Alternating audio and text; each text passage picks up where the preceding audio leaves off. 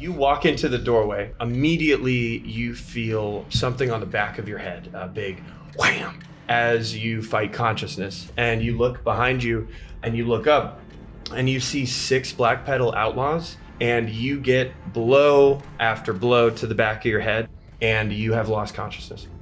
Out of nowhere, you feel a knife stabbing into your gut. I'm going to go ahead and roll for damage with advantage.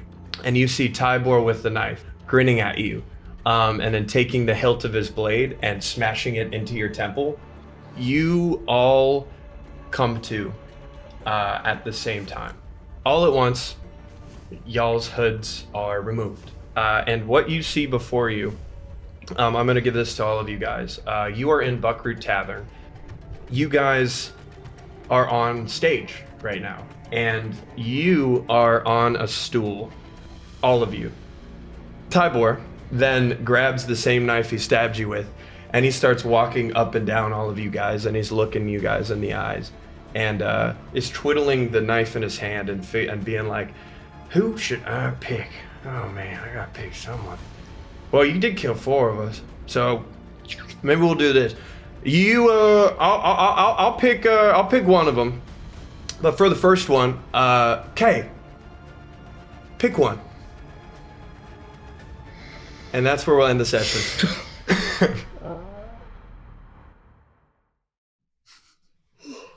Guys, goblins, sad people. Welcome back to Cragshade. I'm here with myself, Dawson Berardi, and I'm also here with this feller. It's me. I will die today. Didn't say your name, but it's Ethan. Yeah, there you go. It's Dead Boy. That's his new name.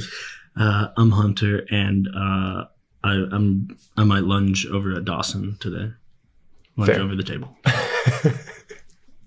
I'm Chris, and Dawson made me really sad last session. Yeah. Damn. Yeah. Well, roll the intro. I'm running from the city where iron scrapes the sky. The garbage and neon, poison, rats and flies. The highway sign burning just outside. I'm running from the I'm running from the those hellhounds feel just off my heels.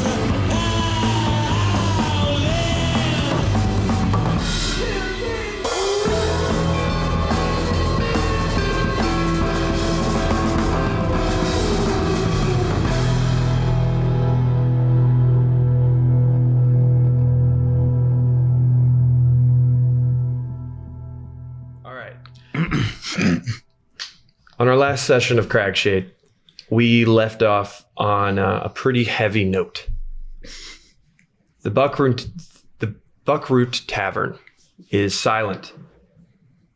The Black Petal Outlaws surround the room. And most importantly, all of your fates stand on the tip of Tybor's knife. And in moments like this, in real life, when your life is threatened and everything you come to find is on the edge, the future doesn't seem attainable anymore. And with such a rough present and the lack thereof of future, trauma responses teach us to look back to the past. Now, before the session started, I had Hunter and Chris both give me a flat D20 roll, and Hunter got the higher number. Woo!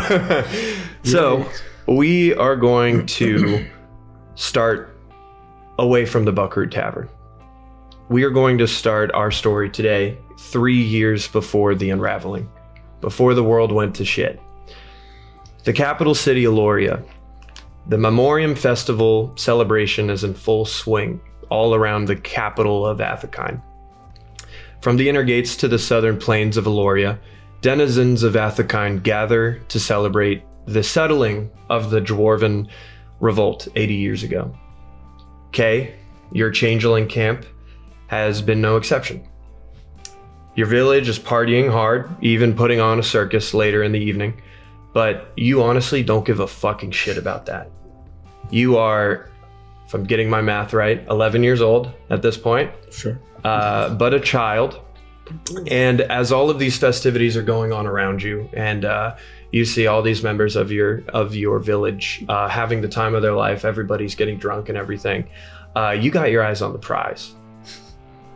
All you can think about is getting the bone. Yeah. You look around and you find yourself in the middle of your village, and you are standing in an athletic ready stance, staring at a bone, a shitty little piece of a raptor hip bone, just in the middle of this drawn circle in the dirt. Around the circle are 5 other children. You look around at all of them, and you see all of them getting ready for someone to call it out. And then all around the circle are other children of your village, screaming, "Bone ring! Bone ring! Bone ring!" Ready to see some goddamn action. And you, Kay, have spent a lot of your life not being able to win this game. But you've been studying. You've been thinking on past mistakes. You've been thinking of all the times you've come so close, only for an older kid to come in and snatch the bone from you at the end. And the game is simple. There is a bone in the middle of this ring, and you have to get the bone and hold on to it for 5 seconds.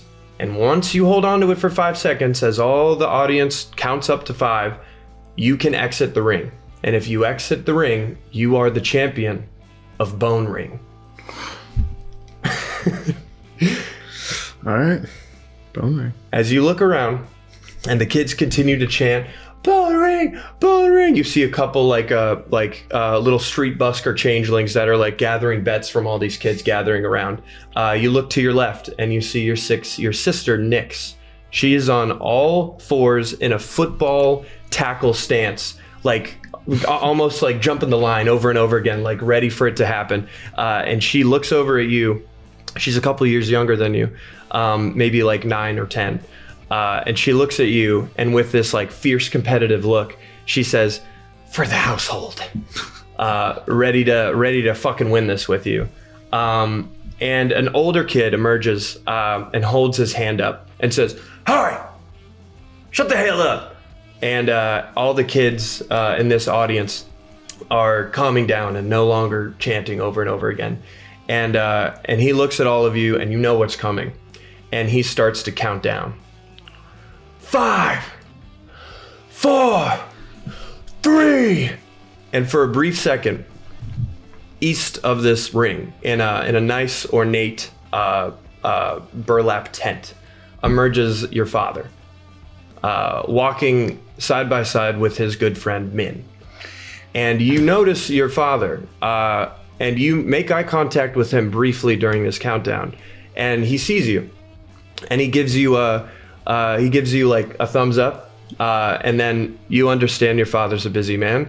He continues on, but Min, knowing you and having some good memories in the past, stands by and watches and stands with his arms crossed, and nods at you, almost like you can do this.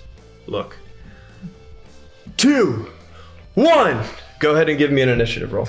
Oh, initiative. Oh, I'm okay at that. 14. 14? 14.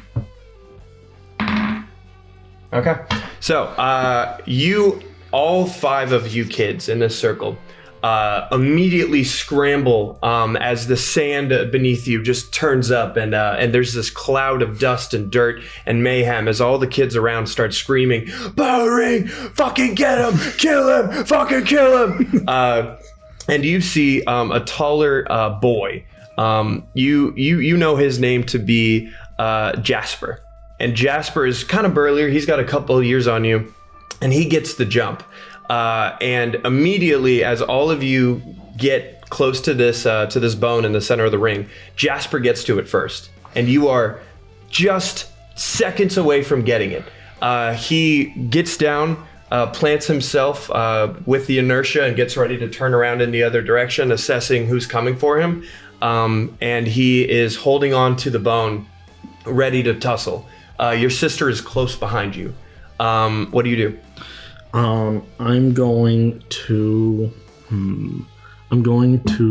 Where am I situated with him? With him, he is directly in front of you. He was on your opposite end of the ring. Okay. Then I'm going to, with however much momentum I can, or if I'm still able to carry it through the first sprint, I'm going to try and sprint into his waist and try and tackle him onto the ground, and then try and scramble up his body on the ground to try and hold onto his arm and wrench it out of his hand. Okay. All right. I like that. Go ahead and give me we're going to do a contested roll of strength. Oh. And now I'm not going to give you any bonuses because you're 11 years old. Ah, that's fair. Yeah, that's fair. 16. 16? Okay.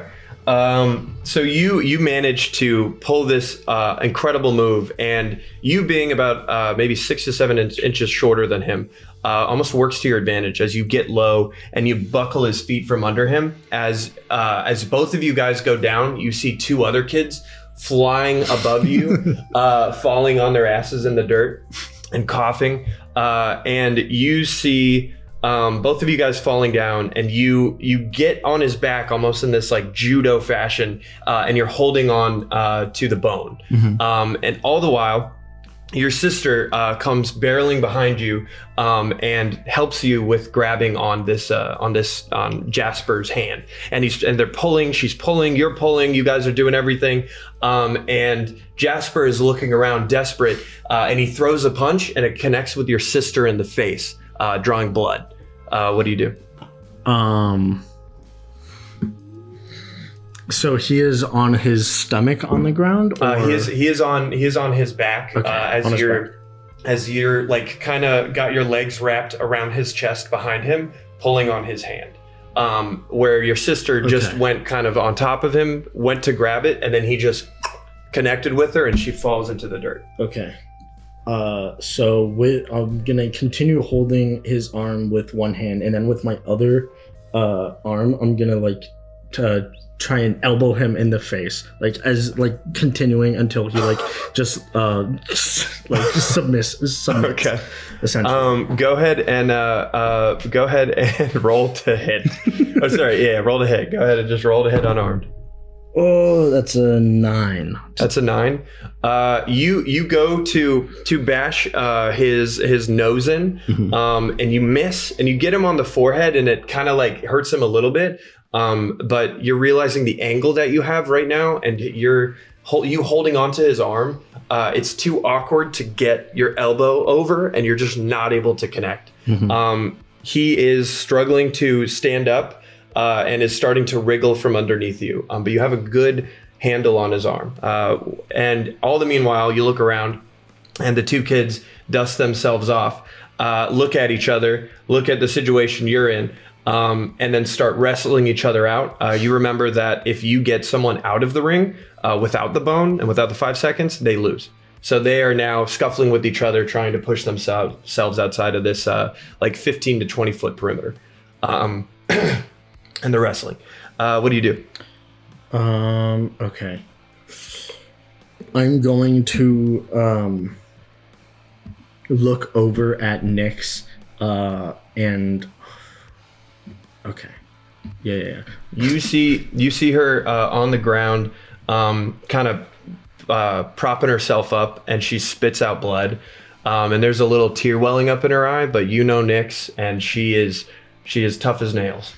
As I look over, I'm going to say, grab his legs! And I'm going to unwrap my legs from his waist or chest area.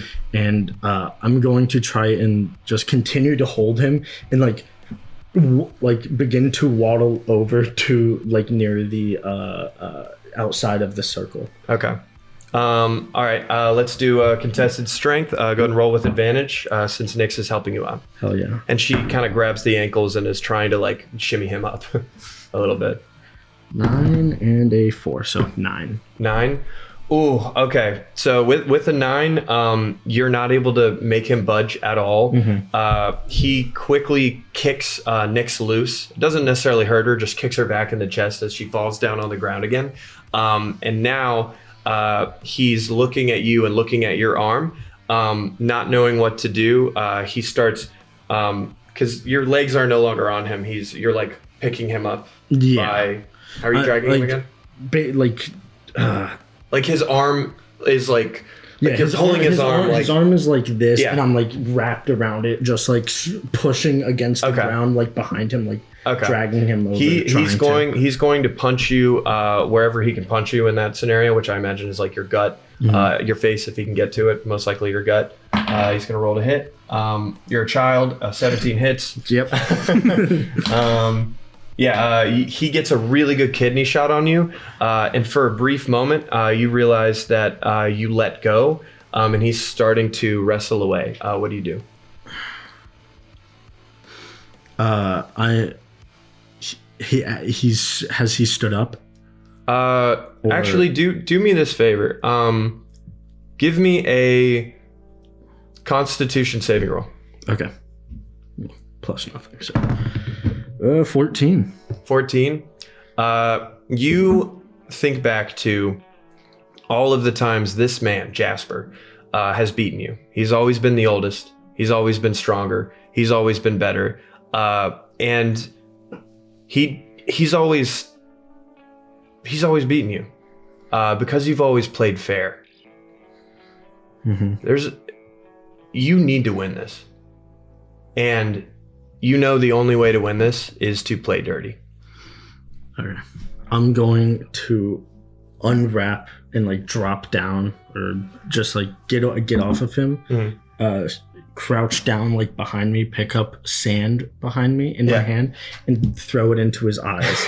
Pocket sand. I like that. He is now completely pissed and he's like, "Okay, what the fuck? Fuck you, Jesus!" And is like kind of stumbling around. He is vulnerable. Whatever you do to him, I will give you advantage. All right, I'm going.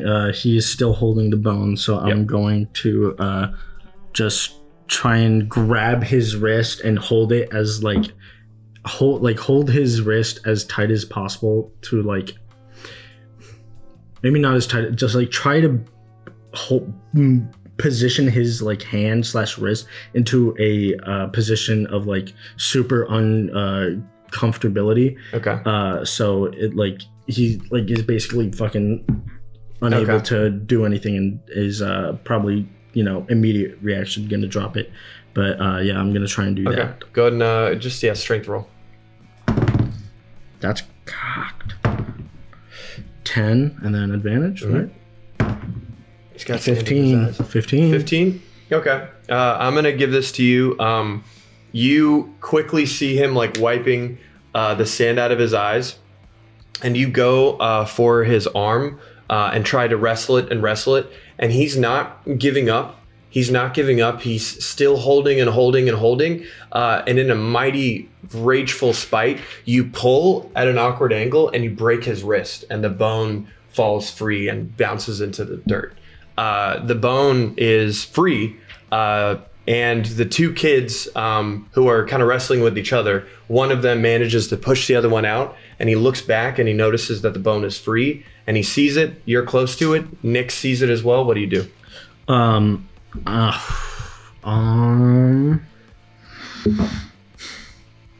Yeah, I'm going to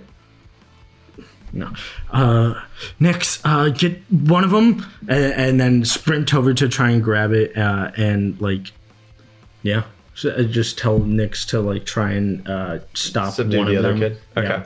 So you see Nix like look at the bone ready to get it, and then look at her older brother and say, "Okay, and sprints at the kid who's maybe a year older than her, and just throws her entire body weight at his upper torso and knocks him flat on the ground. She is an animal. Hell yeah. And you grab the bone, and everyone in the audience starts to count. 1, 2, 3, and then the kid breaks Nyx free, and he starts sprinting towards you. What do you do? You're close enough to the edge of the circle. I also forgot to mention Jasper is screaming like a little baby. You broke his wrist, and he's just writhing on the ground. I'm going to move back towards the edge of the circle, making sure like I'm not like too close, but like maybe like a foot before the edge of the circle. I'm gonna stand there and wait for him to sprint directly at me, and then I'm gonna quickly like try and tabletop him.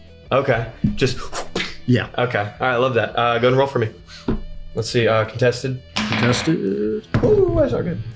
16. That is better than mine. I got a 4. But he's a kid and he gets +10. So 14. No, I'm just kidding. So yeah, he sprints at you. So excited. You see him look at his mom and dad who are watching him, and he's like smiling. He's like so excited. And he goes to you and like with a smile on his face goes to reach, and you pull his arm in, grab his face and shove it into the fucking dirt. Face first, and he just starts crying. You don't hurt him seriously, but it was kind of rough. And then the other audience members, the kids, they yell 2, 1. You are now free to leave the circle. Do you leave the circle? No, I don't leave the circle. I like strut towards the center and I start doing like a fucking crappy child victim dance. That is adorable. I start emoting on them. As you start emoting on them, like you see the Jasper kind of walk off to a tent in the distance, and you start to you know those moments in childhood where like a kid gets hurt, and all the kids slowly realize that like, oh, this kid's like hurt, and then everyone starts freaking out and kind of running and dispersing away. He and some other friends of his are now running towards like his parents, being like, "Oh, I got hurt." What a little bitch, right? So that's going on as you do this cool victory dance. And Min looks at you because your father's no longer watching you. Min watches. He looks at you and he gives you one of these, and then he says almost to say like, "Do one of these," like. One of these. He's like, do one of these. You start doing it? Yeah. Give me a perception roll. Okay. Your sister got shot in the back of the head. 4. 4. Yeah. As you're doing this, celebrating, and it's just this adorable kid dance, you don't see the mage hand that Min casted grabbing the bone from you and tossing it to your sister Nyx. And she catches it, looks, starts laughing at you, and runs out of the circle. And she wins. So they count to 5, whatever, but she wins. You got fucked. So yeah, you feel a little resigned, but you look at your sister, and she's like, "Oh, I can't believe I won! Oh my gosh!" And she's like beaming and so happy. What do you do? Yeah, I first like look over at Min and I like look around and then like do a quick one, do a quick kid flip off like, and then run over to Nyx and be like,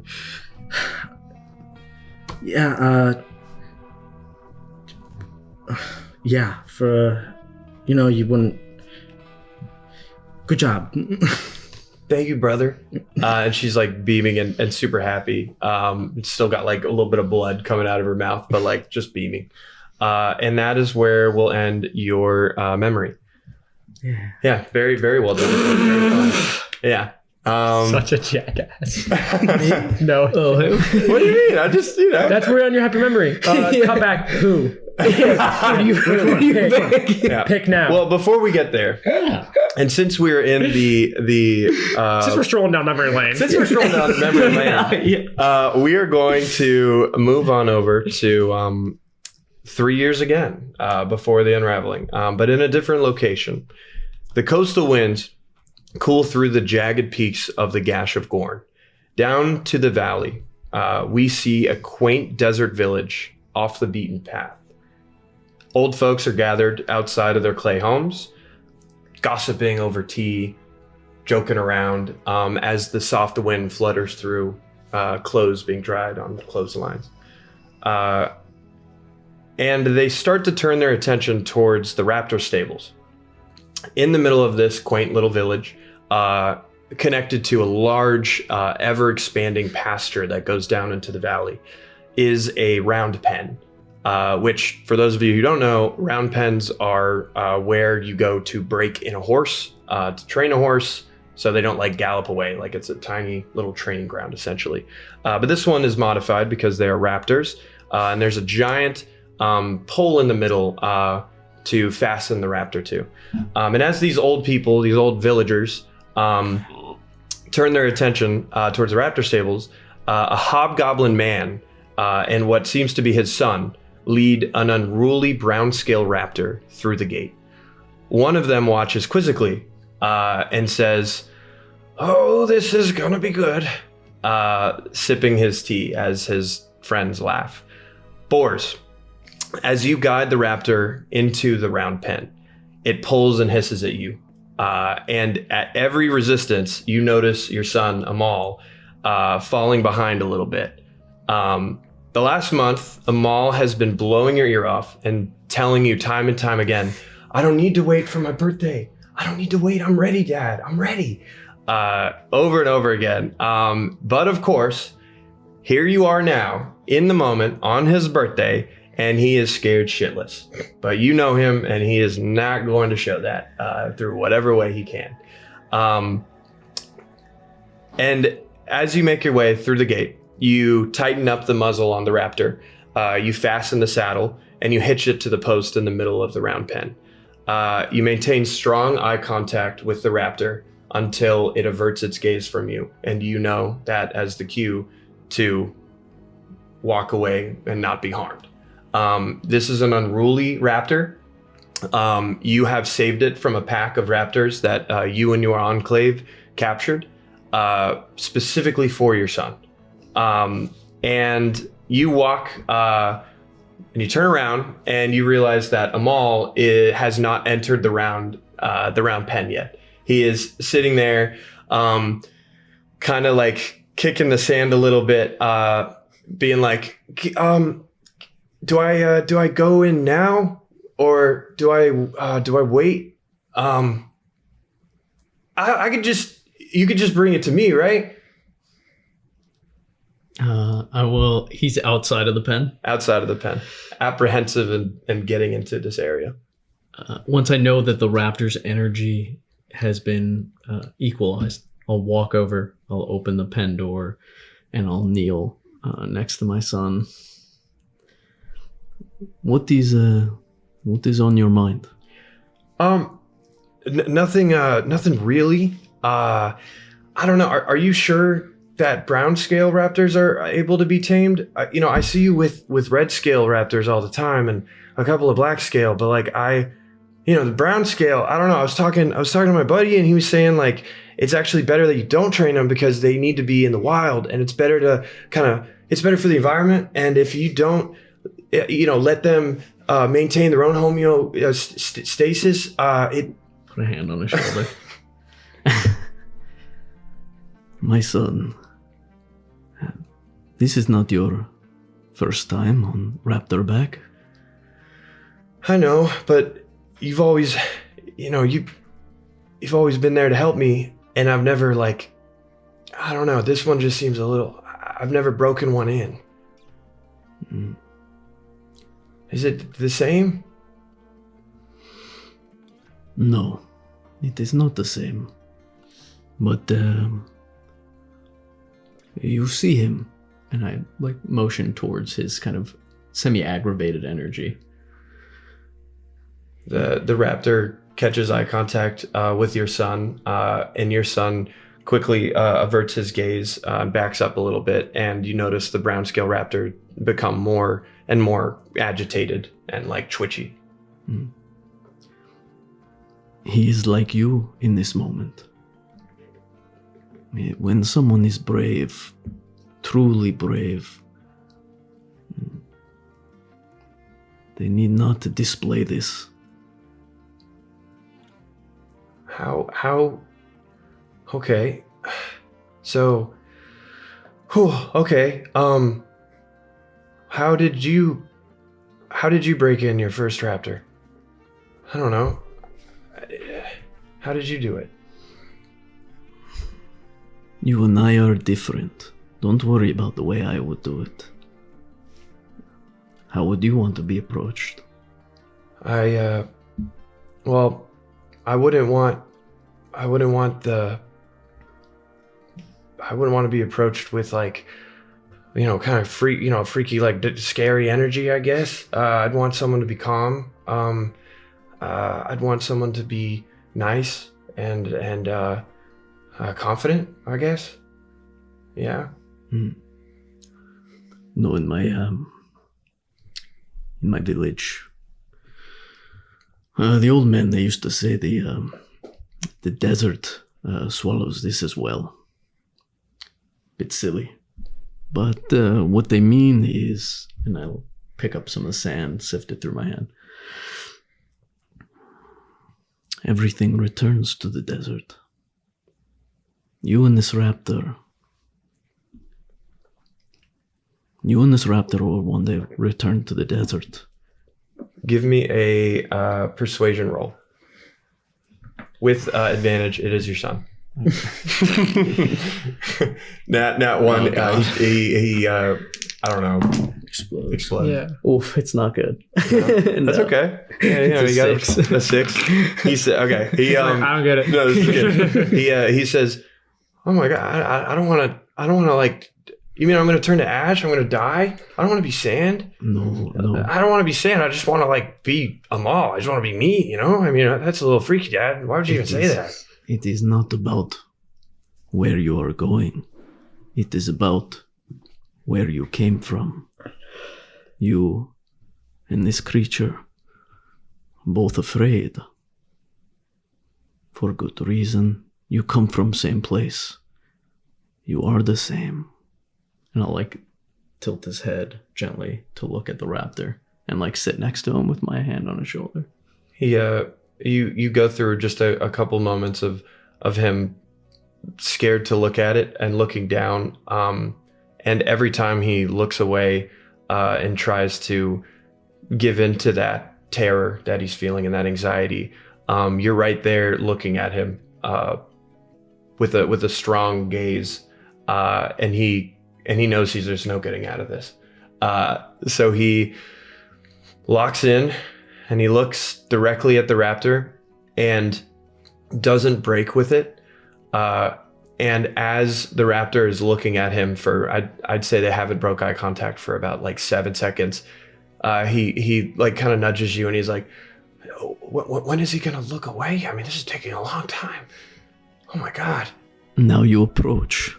And I'll just like this, open the door okay, and start leading him. He kind of absentmindedly, like without breaking eye contact, walks close to it, and he remembers back to the times where you have ridden raptors that you've already broken in, and he approaches it cautiously, never breaking eye contact, and he says to you, "What do I do now?" Not looking away. Just eyes on. Approach slowly.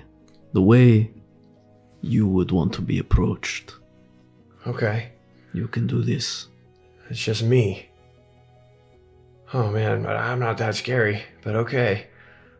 He walks up slower and slower as you guide him towards it. And his hand is outstretched at the raptors, head, and he gets closer and closer, and he says, "Is this good? Is this good?" The raptor has not shown any signs of biting. It is muzzled up, of course, but it almost looks at him and tilts its head like inquisitively, like, "What the fuck is this thing doing? Is this good?" Yes. Oh shit! Oh shit! Oh shit! Oh shit! Oh shit! Oh shit! Oh shit! And he says that until he shuts the fuck up and puts his hand on the side of the raptor's ear. And for a moment, the raptor looks as if it's about to attack, and you ready yourself to protect your son. But it gives in, and it looks down almost in a bowing fashion, and it looks away. And Amal says, "Holy fucking shit. Oh my god, I just did it. You did it. Oh my god. Okay. All right. Oh, what now?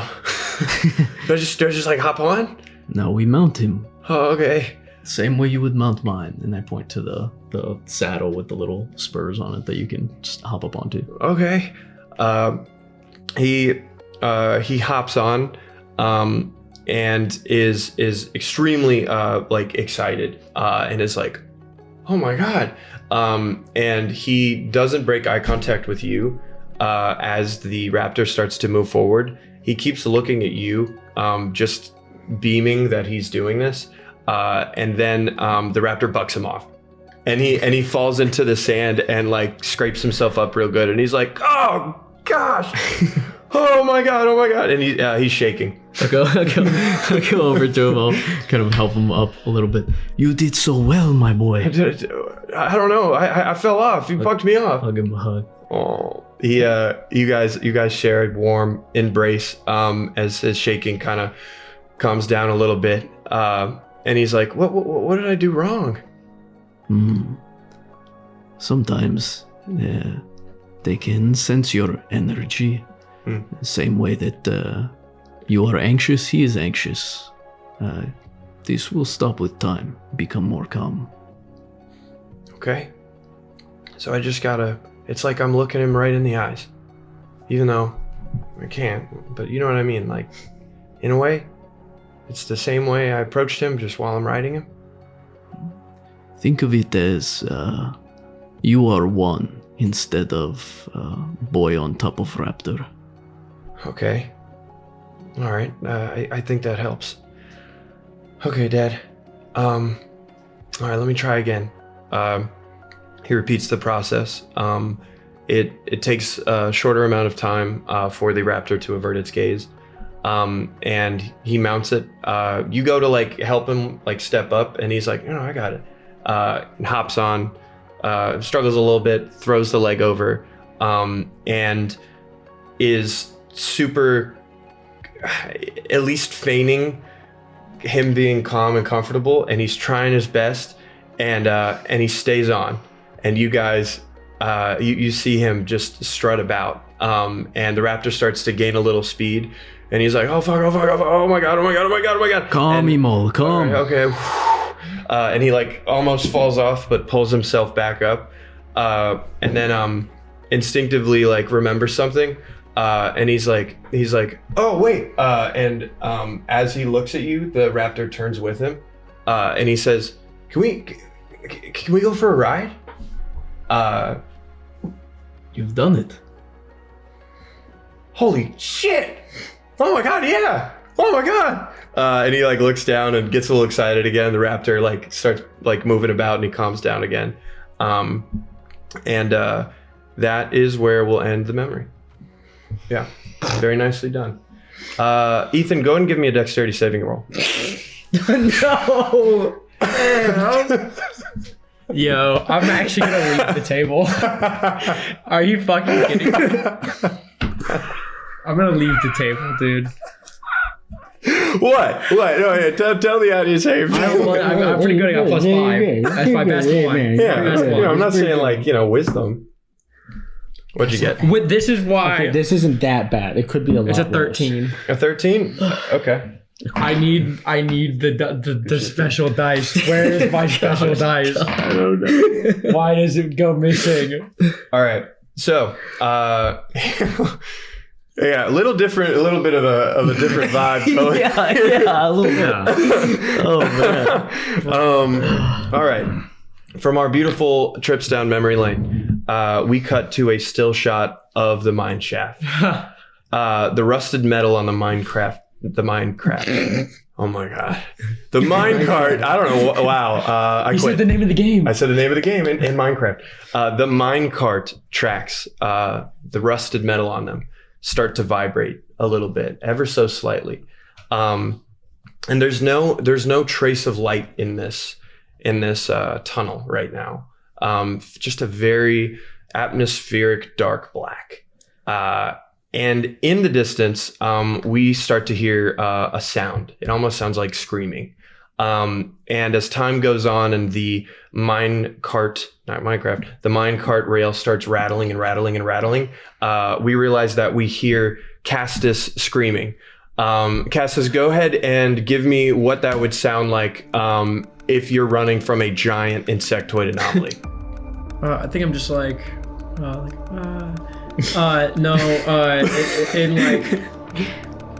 in like a almost like a calm yell. It's just him, like full sprinting, just going, "Oh fuck! Oh shit! Oh fuck! Oh shit! Oh fuck! Oh shit! Oh fuck!" We start to hear that enter the frame as out of nowhere in an instant, Castus enters the frame from around the corner. And you quickly, almost in bullet time, sidestep to catch yourself from running straight and continuing along this bending, winding path as a anomaly, a translucent, opaque, purple spider, praying mantis, insectoid nightmare just barely gets you as it barrels in frame directly into the wall, the size of a fucking truck. Barrels into the wall and crashes into the rubble as all this rubble begins to fall around it as you continue to sprint. You look back, screaming, Oh fuck! You had me roll to get grabbed. yes, correct. And that was the start Yes. of my. I'm leaving the game, guys. This is my life. I know. I was like, Remember at the start when I said I'm gonna die? My first roll was to see if I died or not. That was it. But you did it. You did it. You did it. You did a good job. Barely. I know. I'm like, here are these nice little memories for Chris and Hunter, and then Ethan. Yeah. Hey. All right. So, as you're screaming and sprinting with this rickety rucksack filled with a couple things of TNT in it. Do you have the No, the rucksack? TNT is tucked underneath You're my right. You're right. waistband. Yeah. Just to paint a picture, how we see Castus. that shit is not in a bag. That is in my waistband. How we see Castus right now, with TNT tucked in his waistband, still in Charlie attire with the wrapped bandages. I think at this point I've taken the You've taken the bandages off, bandages off. I think like while we were talking Yeah. to Isabella, I said I took the bandages off. Eyes wide, pupils dilated, using dark vision to navigate through this dark tunnel. Sprinting, looking forward, and every now and then looking back, and like there's almost a relief for a moment, and then you look back and you go, "Oh fuck!" As 3 insectoid legs crash out of the rubble and push out of it almost in this like low explosion, and the insectoid lunges itself and attaches itself to the ceiling and is sprinting at you, spiraling through the top to the side to the bottom to the side to the top as it's barreling after you. You have quite enough distance, but not enough, and you are sprinting for your life. And as you turn this corner, you look in the distance and you notice that there's sunlight approaching. And now we're going to switch over to church. Oh, Oh, I'm gonna leave. Hey, man, let's give it up. Let's give it up for everybody. That was a fun opening for everyone. I was over here reviewing my backstory. I was like, let me make sure I don't forget a name or anything. oh man. So, You can move though. Hey, what are you doing, like? hey, if your name was on the chopping block, I would have given you a happy memory. That's what I do for you. Horrible. Yeah, but you get fun times. Fun Absolutely. times. You're not Right? chained to a Horrible. chair, so Yeah, Hey, I'm here. exactly. You know, chaos incarnate. All right. So, the Buckroot Tavern is silent. The Black Petal outlaws lounge around the room, their eyes glued to the stage. from left to right, from the crowd's perspective, we have Kay, Castus. Sorry, not Castus. Sorry. I'm there. Kay, Bors, Truv, Koa, Isabella, and Phoebes, all on stage. You are all tied to the back of your chairs with your wrists bound to the back of the chair in chains, and your feet crossed, tied to the legs of the chairs. The chairs are not tied down. You can, kind of hobble in that silly little way if you need to, but we'll get there. Kikis is in the crowd, being held down by 3 outlaws. There's a resounding silence in the room, and it's broken by some of you captives. Kikis, in and out of consciousness after just being fucking beaten up to horrible degrees. He's being propped up by one of the outlaws to look at his wife, and he is saying, "Not her, not her," as he slips in and out of consciousness. Phoebes is looking Tybor straight in his fucking eyes, back straight and confident. Isabella stares blankly at Kikis, a single tear running down her cheek.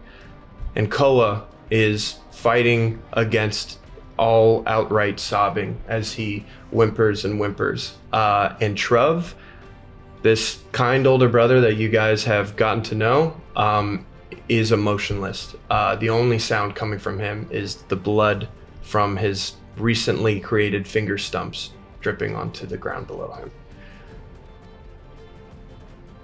And now we'll go to the question that Tybor asked you, Kay. He is pointing the knife in your direction, and he said, "It's time to pick one. Fucking murderer. Who are you gonna pick?"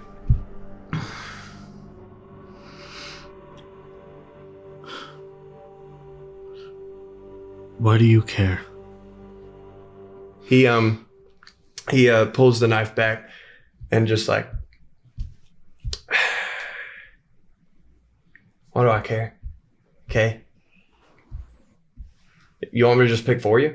And he goes over to Koa and he grabs Koa by the head and goes to stab him in the neck. And he's about to. Looking at you. I could do this right now. Pick. I'm giving you a mercy. A mercy that you did not show upon Marcus. A mercy you didn't show upon Chomp. A mercy you didn't show about anyone in my fucking gang because you're a piece of shit murderer. Do you want me to... Pick one, dumbass. Yeah. May, you see her in the front of the crowd watching you with disdain. I'm gonna look to I guess I'm on the end, so all the way down, looking at all of their faces.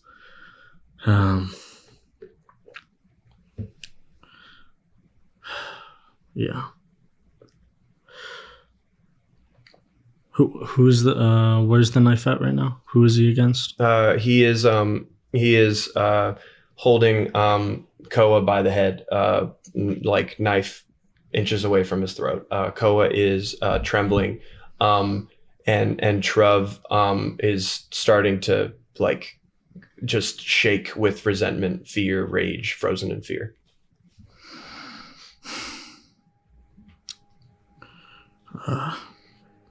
Well, if I have to pick,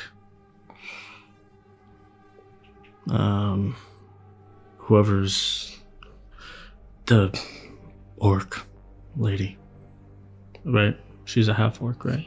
Phoebes. I know her name. Are you saying that as you're saying that as Kay? Yeah. Yeah. You're so. That's how you. All right. Wait. He's walking over towards Phoebes, and he's like, "Well, what the fuck do you want, man? Fucking Stumpy, what?" Listen, I am an old man. If you wish to take a life tonight, it should be mine. Oh man, that's ain't that just fucking precious, Red Man? Isn't that just the most precious thing in the world? I said I was gonna pick someone, and then I had the decency to let Kay pick, and then he picked someone, and I go to start to get that one person that he picked, and then you're saying it should be you? No, that's dumb. He grabs Phoebes. Did you know there's a shifter in your ranks? Not just me. Wait. You're saying there's a shifter in my ranks? And he's holding Phoebes by the hair. And Phoebes is starting to mutter, looking at you now. Fuck you.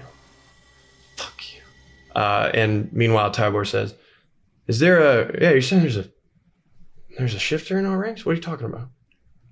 We'll do this in a second. Orc lady, that's her name? Jesus, man. It's fucked up.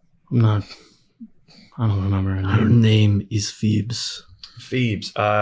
And Phoebes starts being like, fuck you, Kay, fuck you. And she's hyperventilating, and she steals her resolve, and through the tears is looking at you. And Tybor says, shut the fuck up, everybody. You're saying there's a shifter in our ranks? Yeah. The night, and I look up, and look over at May, and then back at Tybor. The night where I took care of Marcus, there was another slave, I think, in there. His name was like Ames or some shit. But when Marcus came in, I did my duty. Took my disguise. Wait. And he's starting to sneeze, Achoo! And he stabs Phoebes in the gut, and picks her up and moves her to you with tremendous strength, and the blood is now spilling onto your legs over and over again as Phoebes looks at you with sadness, saying, fuck you. He stabs again into the chest, again into the throat, and he holds her up even higher and takes the knife from the chest, zigzags up to the neck, and finally ends her life as all the blood has showered you completely. And Tybor drops her, kicks her to the side with a thud, and says, I don't give a shit about no shifters. I don't care. Whatever, man. There's shifters fucking everywhere. Who cares? And both of you, go ahead and make a perception roll for me. I'm going to give you each different things. Phoebes is dead. Natural 20. Natural 20. Okay, I'm just going to give this all to you.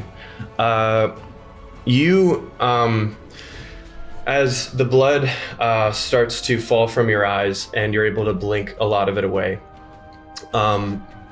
you hear something before your eyes open, actually. You hear a muffled crash coming from underground, and you are under there, and you know that your man was under there, and something's going on down there. You look around, and you're seeing if anyone in the crowd heard that too, and you see in the crowd of like 30, it was like 25 to 30 outlaws, you see maybe like 2 of them pick up this sound, but as you're looking at them, you realize a couple things. The majority of the crowd themselves, I'd say a good 2/3, are in leisure wear and don't have their weapons on them. Okay. That's what you hear. And Tybor looks over at the crowd, and he's like, that's one, everybody. And everybody starts this like sinister cheering, and is just hooting and hollering for all this bloodshed. And then he's like, I killed Marcus. I'd say that counts for Marcus. And they killed they killed Chomp as well. Who else did they kill? Yeah, you killed I heard you killed a girl with some braids. And you killed Charlie as well, right? Yeah, ain't that right, Trev? And he slaps Charlie. Not Charlie, sorry. He slaps Trev, and Trev just looks down, not really confirming or denying anything, just in shock. And he says, well, he looks at you as he's like walking over, assessing who he's going to get next. And he looks you in the eyes for a moment and just like pauses and shuts the fuck up and just looks at you. And the crowd still is like, kill him all, fuck him, kill him. And he kind of shoos them off. And they still won't shut up. He says, shut the fuck up. And he looks at you. And I'm going to roll an insight check. Now, I am new to DMing. How do I... It would be a contested roll. Deception You would against be an insight. I would be deception. If you're trying to do that. What Tybor is searching your eyes, trying to understand what it is that you are feeling right now. Yeah. Let's So it's insight against deception. yeah. And we'll decide the outcome of this momentarily. You'll understand in a moment.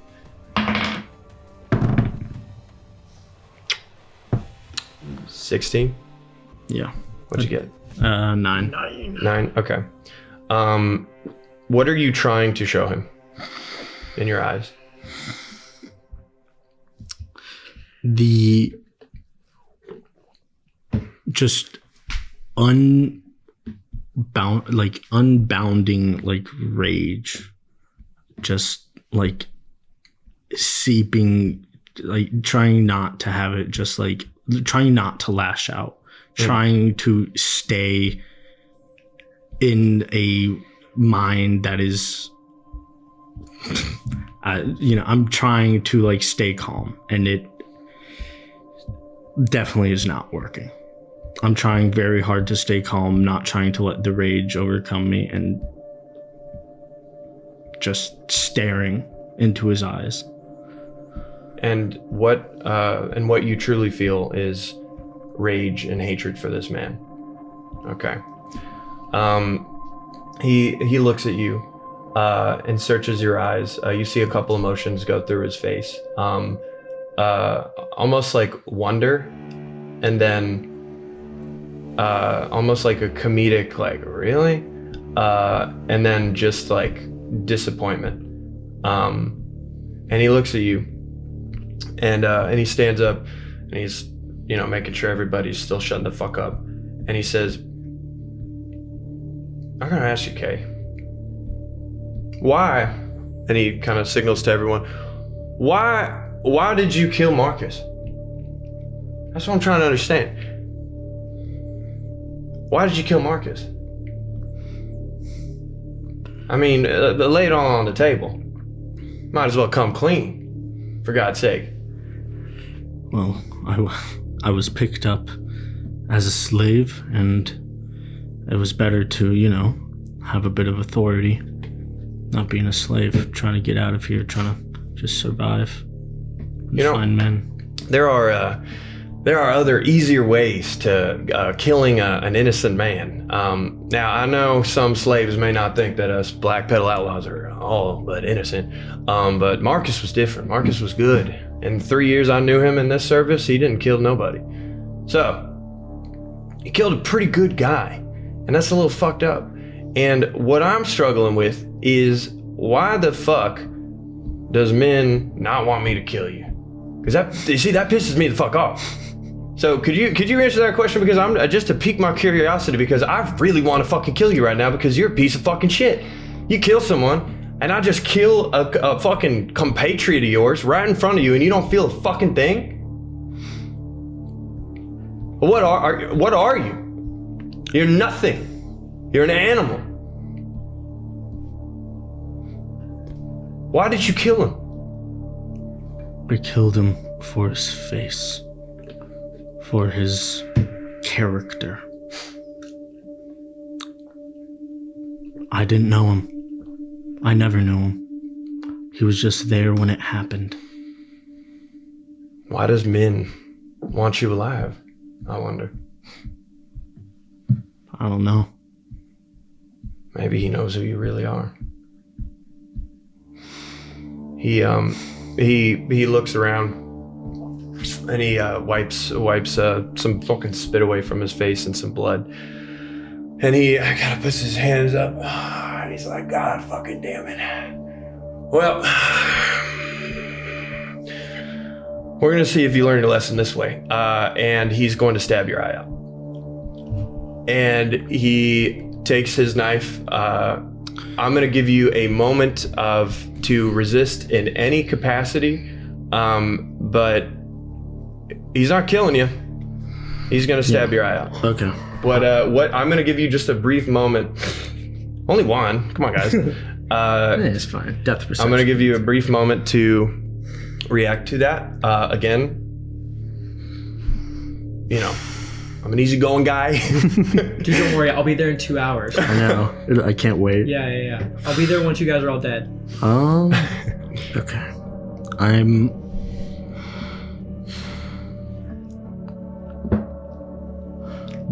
And just Okay. as, while he's Yeah, yeah. considering, just a Catch the quick blade. question. Yeah, please. This is when he goes with the knife into his face. Yeah. I would imagine that happens like too quickly for me to have reaction time, right? I'm gonna ask you and I'm sorry, Hunter, but again, this is good. Your character Boars,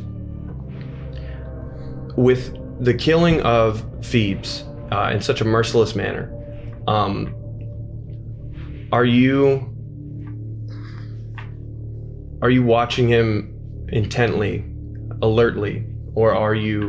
And again, I'm not trying to like help you win the game or anything. I really just want to know: are you looking at Tybor with anger, or are you just dejected and fight or flight's gone? What are you feeling? I think he was dejected until he so like brazenly killed Phoebes, and now unfortunately there is a little bit of resentment there. Yeah. So Okay. I would say he's watching Tybor with like intention. Okay. So I'm gonna give this to you as you're watching, and before we get your reaction, Hunter, I want to see what you are going to do while you're watching this, Boars. And again, this is a split-second reaction. It cannot be a complicated. I'm gonna scoop my chair 100 feet back, and I'm gonna cut the thing, and then I'm gonna punch him. You know, Right. bullet time, micro aggressions, micro actions. What are we doing? Okay. Yeah. If I have but a moment. At the moment.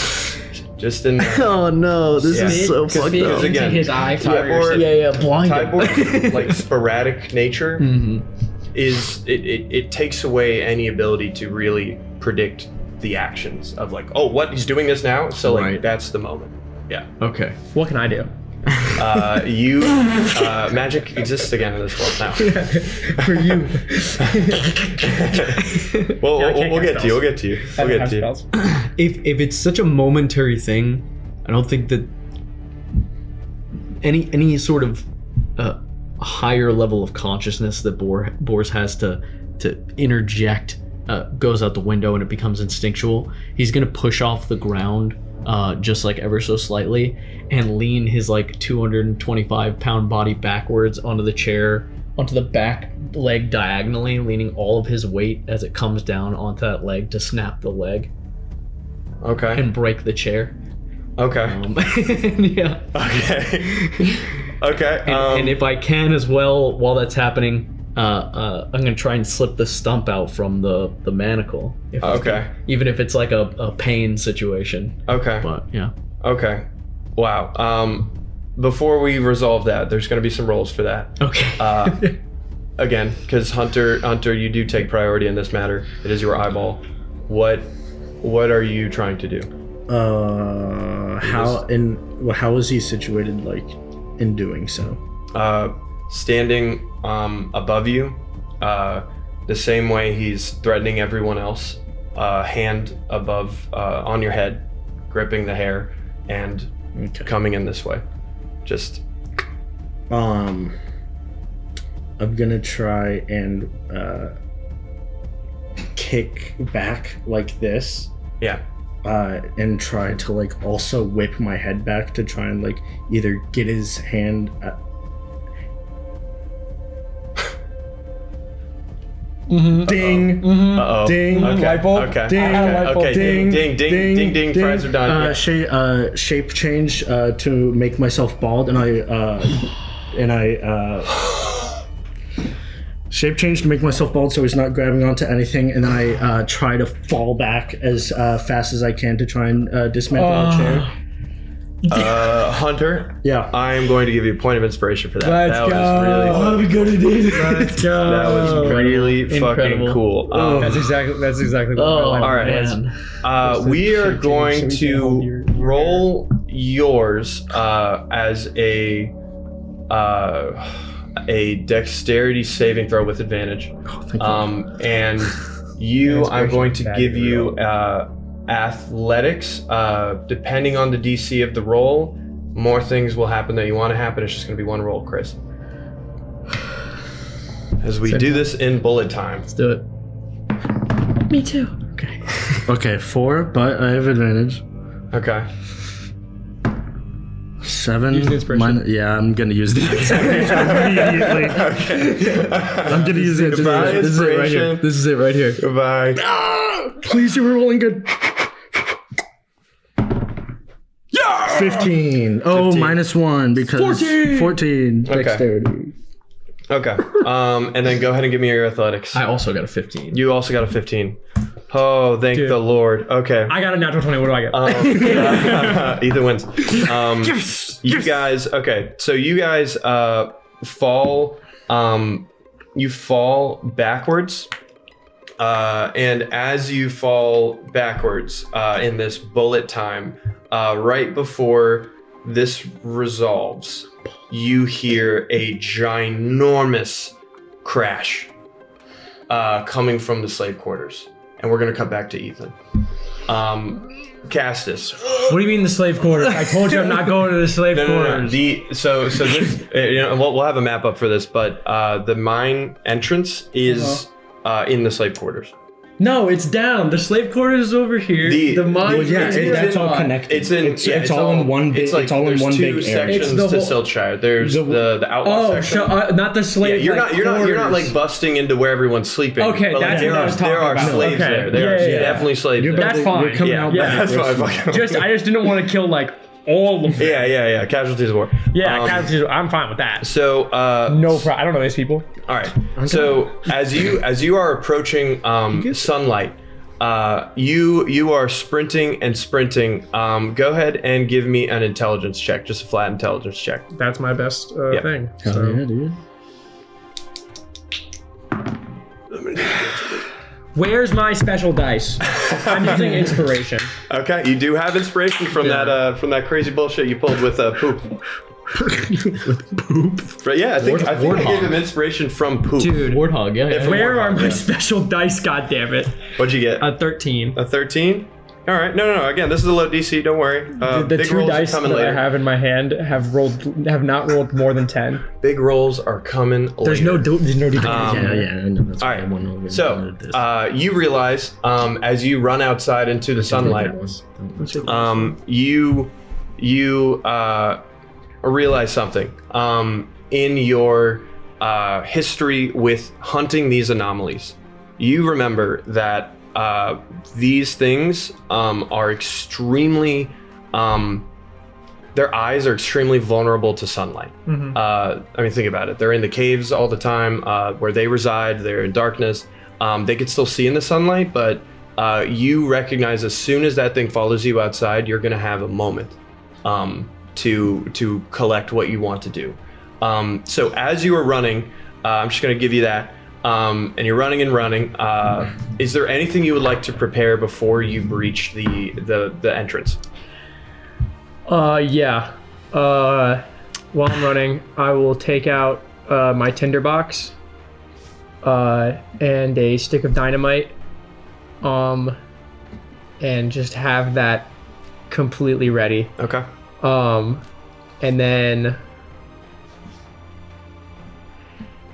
have such a bad idea. Do you want the map out? Oh no! Honestly, all of your bad ideas have been pretty good. just about to say the Pretty same fucking thing. good. I mean, here we are. Yeah, y'all probably would have all been dead. So- if you did that shit. I mean, come on. I when I make it out of the cave, I'm going to follow the main wall to my left, Yep. and just follow that all the way down to the grist mill, or not the grist mill, the Bookroot Tavern. Okay. Uh, So you're following that wall down. There's a for everyone. I will have this on screen. There is a middle gate, essentially separating the classes. So you are running westward, northwestward. Yeah. Into towards that wall. Yeah, and that Okay. first stick of dynamite will be thrown at that wall Okay. to blow a hole for me to get through, Okay. and then continue running to the Buckroot Tavern. Okay. Yeah, and Okay. that's the plan so far. That's the plan so far. Okay. I'm also, before I grab the dynamite in the tinderbox, I'm gonna take out my hand crossbow and just dock an arrow in it. Love Just that. have that ready and put it back on my waist, Love and that. then grab the dynamite in the tinderbox. See, Just love in you guys case I need to planning. use that. Planning is good. I love it. Okay. Yeah. All right. Fuck yeah. Okay. Planning, yeah. Yeah. Yeah. Planning. Yeah. Yeah. Planning Yeah. is fun. Planning's Yeah. fun. Hey, dude. Yeah. Do now, think later. Yeah, do now, think later, baby. Yeah. All right, so you're sprinting towards the mouth of the cave. You look back behind you, and the anomaly is getting closer and closer and closer to you. Literally just spiraling with its 10 legs, going all around, and it lets out this high pitched scream. Lower in frequency, you're used to it, so you know not to pay too much mind to it because it can have mind-altering effects. And you continue onward. And good job on the intelligence roll. You go forward and you're moving, and you finally breach into sunlight, and you're out there in the slave quarter. And immediately the sun is a little too much for you, but you quickly shake it off and see through the tears with the adrenaline that you're feeling right now. And you notice two immediate things before this thing comes out into the sunlight with you.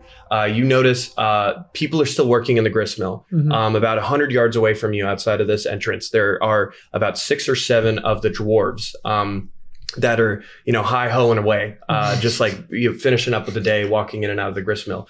To your left, immediately on the wall that you were intentionally trying to go to, there's a watchtower. And on that watchtower is a black pedal outlaw looking at you, going, what the fuck?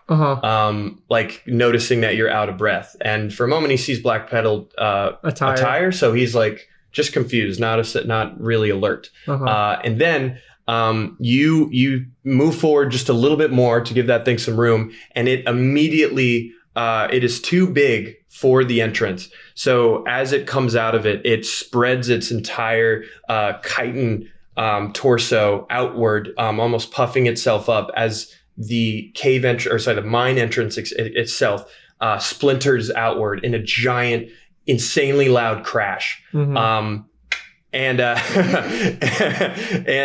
immediately upon entering sunlight, this thing is starting to screech loudly, very loudly, in fact. And you see a couple people, a couple of the dwarves working at the grist mill, be like, "Holy fuck!" And they look up, and they're like, "Oh my god!" And are immediately terrified, and are backing away. The outlaw sees this and is just confused, and you see him holy shit, realizing I need to tell someone about this, and he is moving towards that reality. Okay. What are you doing? I grab my hand crossbow. I break the tip off the arrow, and I fire the arrow at the creature, as close to its eyes or face or whatever that'll get its immediate attention just directly onto me. Okay. And then I'll turn and look at the guy up in the watchtower, and just You realize for a moment you don't have your face coverings anymore. oh yeah, that's fine. Yeah, and you're like, No, I don't even do that. Yeah. We're in hot water. yeah. I don't give a fuck. Bigger things to worry about. I just look at him, and Give him a little- I give him a nod, and I just say, I just yell to him, if you don't want to die, leave. And then I just go back into I turn back around, and I'm like, come on, motherfucker! And I just start going full sprint towards that wall. Stick of dynamite, it's lit. Okay, I'm getting get ready there. to thrown. You Yeah. okay, so you immediately fire your crossbow at this thing. Hit it right between the eyes as it's like almost not like clawing, but like trying to shield its eyes from the sunlight with like 3 of its legs. And it's screeching and screeching almost like a dying spider. And then you hit it, and it shrieks again and kind of shakes it off. Sees you starting to run towards the wall, and is immediately following you. Yeah, I'm you gonna successfully baited use it. the dynamite as well, as it's lit and like sparkling, like as like a Jurassic Park flame. moment? Yeah. Okay. Fucking huge. Yeah. Okay. All right. So you are running. We'll paint this little slow mo scene. You got this thing's attention. You're running in slow mo. You get this thing lit, and literally the shot is you, and in the foreground, and in the background is this thing just clambering over you. No longer just going leg by leg by leg.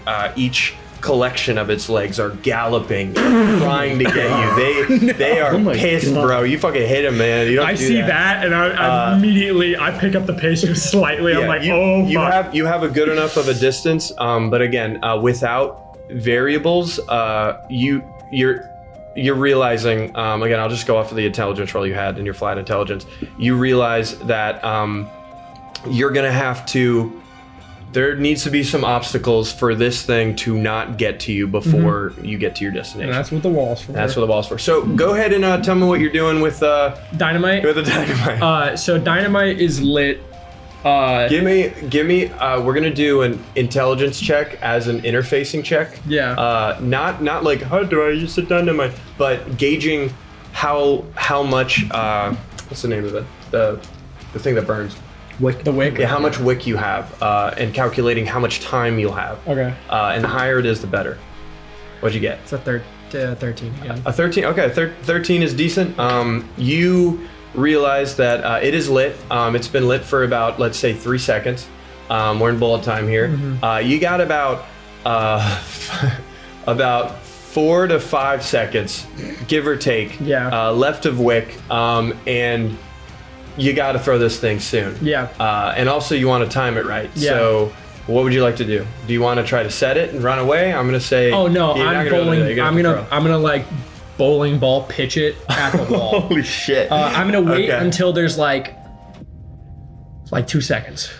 Okay. So that literally it hits the wall, detonates. It doesn't even have time to fall to the ground. Okay. And I'm not just aiming for I'm aiming for like where the main wall and the slave quarters wall intersects. Yeah. So that no matter what, some damage will be done, and I can either get out one way or the other and go on from there. Okay. But I'm just aiming right for that corner. Aiming right for that corner. Yeah. Okay. And I'm just underhand pitching. Go ahead and let's give me your best attack roll. I'm gonna give it to you. It's dexterous. You're throwing. Yeah. You're not throwing something heavy. +3. Yep. That's a 19. Okay, thank fucking God. Holy shit. I'd be like, oh, you eat it, you die. It's a natural. I think I switched dice. You're like, that's pretty good. Okay. Yeah, it sticks to my hand. Yeah. It's a Halo Reach sticky grenade. Yeah, unfortunately. Okay, so in this badass moment, you are, I'd say maybe 20 feet ahead of this monstrous anomaly. You look back from the anomaly to your stick of dynamite, back and forth, kind of look forward like, oh fuck, and you grab it and lock the fuck in, bowl this thing like a professional Italian bocce ball. Yes. And it knocks a rock and goes off course for a moment. A little too far to the left. Why you hate me? And then it hits another rock. Yeah. And continues forward and hits exactly where you want to hit. And right when you make contact, you hear this boom as the middle dividing wall splinters upward into like hundreds and hundreds of feet. As all these parts go and go and go. Yeah, you are going like this. I'm not stopping. You're not stopping. Just if there's fire, I'm barreling through. Okay. There is some splinters. I'm just gonna see. Yep. I'm just gonna say you take D4 from burn and random shit. Go for it. I'm just anything more than through. that is stupid. This is the opening cinematic for chilling. Skyrim. Yeah. Right. Yeah. it's like you guys, and it's like, so what brings you to Windhelm? And then it's me like, fuck! Yeah, exactly. So you run through. In the initial blast, some shrapnel catches you in the shoulder, and you're bleeding a little bit. You take 2 damage. I eat that. And you honestly, you're so fucking like hopped up on adrenaline that you don't feel any of the fire that's now raging around it. And fire is now on the wall. You're sprinting ever closer to the. This is good. You're sprinting into the outlaw section. You look at maybe 5 to 6 like stragglers that are making their way to church right now, and they're looking at you for one. Literally just exploded the wall, ran through it like a badass psychopath, like this, and emerging like this holy like hero of Silkshire figure. And you look at them, and they look at you, and they're like reaching for their weapons, getting ready to go for you. And then behind you comes the anomaly, large and in charge, and they think twice, and they are frozen in fear, and they don't know what to do. Yeah, I'm not stopping. I just say same thing. If you do not want to die, fucking run. Okay. And I'm just running past them. Okay. I'm just heading straight for the church. I'm gonna roll this for later. Okay. So this thing is still coming at you. It is getting closer and closer to you. It is closing in as you pass through the foreman's office and past the well. This thing is like moving and moving. There's one brave soldier that stands in front of it and gets ready to take it down. And this thing takes its middle legs and slices through him and moves him apart until he is cut in half the long way. It continues looking at you, wanting you badly. You realize you need to do something before you hit the Buckroot Tavern, because this thing is on your fucking tail. What are you going to do? I'm going to get you know. What? Are there windows on the Buckroot Tavern? Yes, but that from where you are now, like right at the well, if you look at the map, that's like a good fucking like, I want to say like 60 yard throw. Yeah, it's to 70 yard. It's gonna be a tough throw. I'm not throwing. Cassius is going to repeat to himself. He in Giant, he's just going to repeat to himself, be strong, stay strong, be strong, stay strong, we are the thread, we are the thread, we are the thread. And he's going to look up, pull a stick of dynamite out, and just think, I need to be there. I need to be there. And he's going to claw at the air and grab a hold of like the actual like physical air and rip it down, and just dive through darkness. Okay. And yeah, dynamite in hand. Dynamite in hand. Yep. Through darkness. Yep. I'm gonna ask you one question. Yep. When you outstretched your hand and you tore through the air, where were you thinking? It pure instinct moment. Give me a word, give me a place. Window. Okay. That's it. Okay. And I just go through like this, like pull down, and I'm just thinking window. Okay.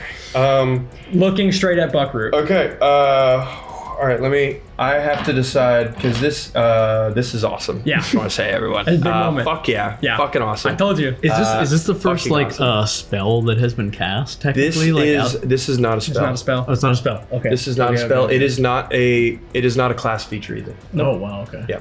I just want to throw that out Yep. there. This is a homebrew mechanic that he's been hiding for a minute, and we're about to see what it does. First time. Okay.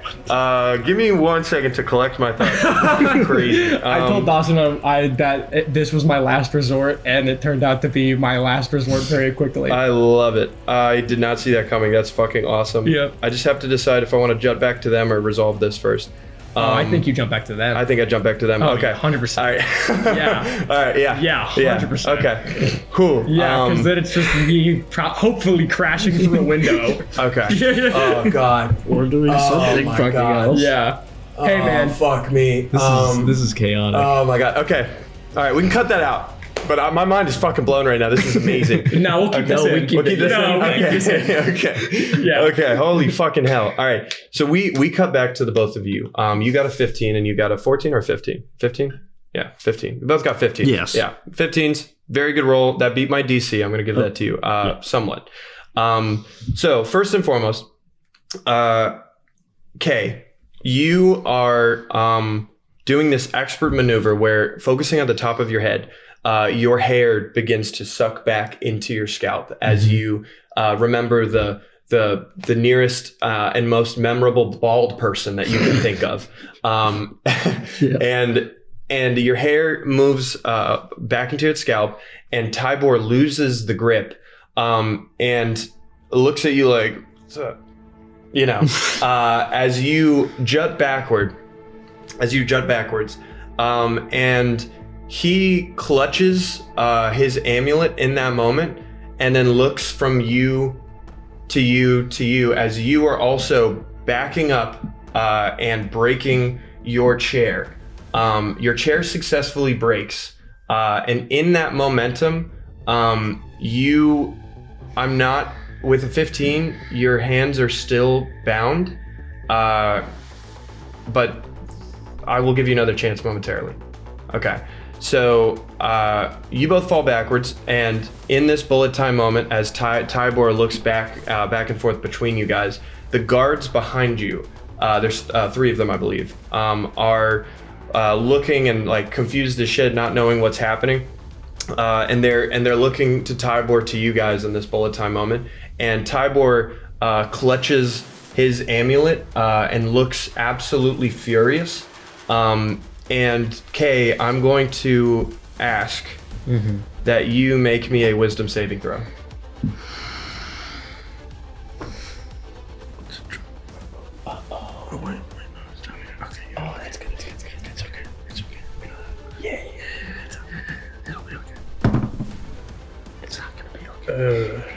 On the good one. And then it fell off the good one. It's gonna be a good. Okay. That's a 6. 6 for. It landed on 18 Okay. and then went. Okay. I'm going to ask a simple question, and I'm going to go ahead and I'm going to go outright and say this. Boris, I'm not going to make you rage yet, but are you feeling anger? So yes or no question. Oh my god. Are you feeling? I think. Oh man, that's such a hard question. I think he has an overwhelming sense of like trying to mitigate any additional life. So his only thought is getting 2K. That's the only thing going through his mind right in this moment. Okay. Get 2K. So as you both are falling back, and you land and look to your side, you look at Kay expecting to see the same thing, and you see Kay perpendicular, frozen in place. Tybor has just cast Hold Person on Kay. Fuck. Okay. I'm dead. And for a brief moment, So my other character. your innate arcane ability, as you are on the ground and looking and realizing what the fuck is happening, give me an Arcana check. Arcane check, Arcana, whatever the fuck. It's Arcana. Arcana. Arcana on my Actually. mama. 9. 9. Let's go. Let's go. Give me advantage. I want to give you this. Okay. 12. All right, you know what? You'll get a little bit. You're, for those of you who have been listening, and you beautiful boys, Boris has had this innate sense of magic for some reason, and we don't know where it comes from. But in this moment of heightened emotion and seeing magic being used,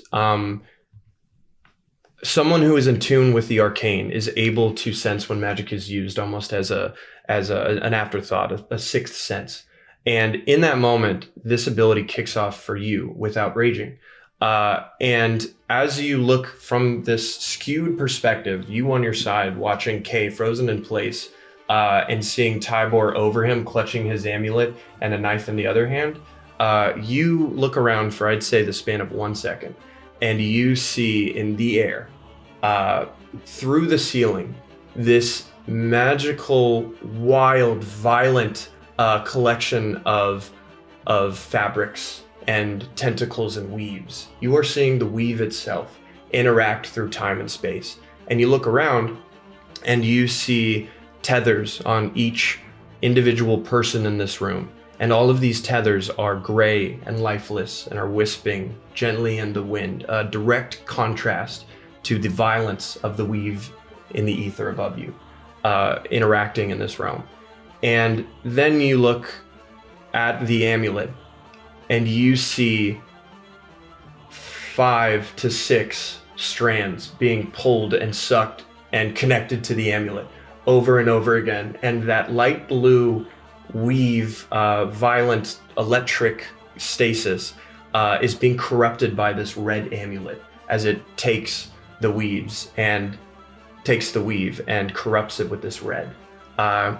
And then you snap back into it, and you are on your ground. You're on the ground, and you recognize the spell he just cast as Hold Person. You don't know why you know this, but you just fucking know it with your arcane ability. And Kay, you are conscious.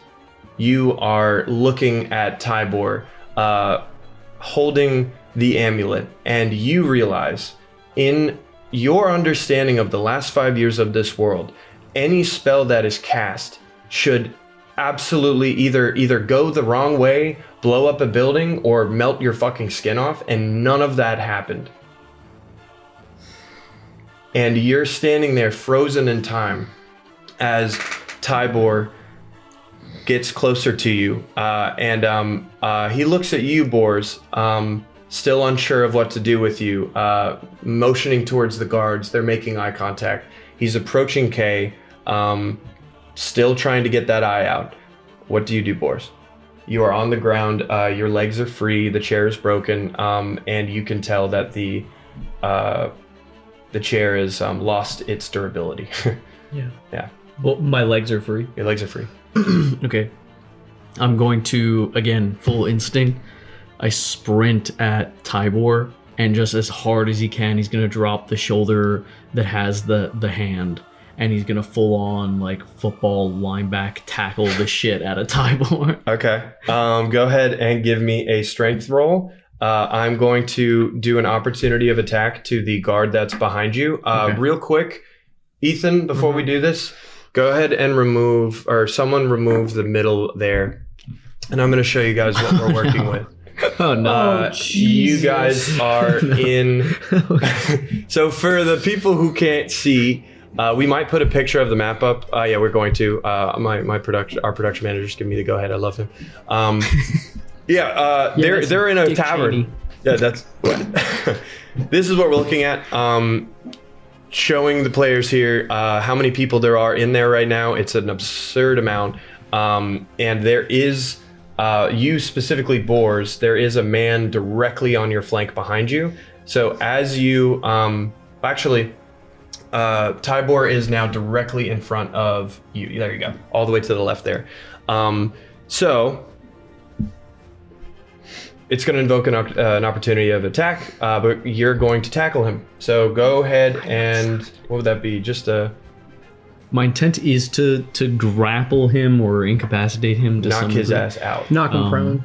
Yeah, so... It'd be a shove attack. shove attack, Yeah, I think that's... Shove attack. Yeah, and that's just a contested strength, or no? Yes. He has to just be an Shove, I shove think is it's- just contested athletics. Oh, yeah. Contested athletics? Yes. Okay. Okay. Luckily, That's our good. boy is a Yeah. multi-classer, and strength is not his best suit. Okay, I am going to, as well, use Fortune of the Many. If you miss an attack roll or saving throw, you can gain a bonus to the roll equal to the number of allies you can see, up to a bonus of 3. 2 times per long rest, and in You case I could take that +3 for sure. in case I mess this up, I believe in you. gotta get him down. So it's +9. Okay. Okay, 19. You beat me. Yeah. Okay. Yeah, I got it too. I was like, fuck. Okay. I thought you just were sitting there looking at a natural 20. Yeah, no. Just Well, giggling. If I would, I'd be like, oh, sorry. Yeah. Okay, so yeah, that's the scene. Your intention is to drop a shoulder into him and back him the fuck up. Now you guys are about 2 to 3 feet off the ground on this nice little makeshift stage. You get up with the force of a train, drop that shoulder into him, flinging the knife out of his hand and the breath out of his body as well, and also breaking his concentration as he falls to the ground and hits his back and falls really awkwardly and takes a little bit of damage. Kind of hits his pelvis really hard and is fucked up. Yeah, it's a little fucked. You get up and you're able to kind of steady yourself up. You're still part of the chair, but again, you're such a Hulk beast of an athletic god that it's fucking cool and it works. You get back up and you're not prone, but Tybor is. You are now free of your hold person. However, one of the guards is going to take a shot at you at the end of that endeavor. In shock that someone would even do that. Does a 9 hit? No. No. He shoots and whizzes past it. It falls at May's feet as she is like, what the fuck? She looks up and she's panicked and she's like, oh my god. And then Kikis, wow. Don't worry, Kikis isn't dying right now. Not yet.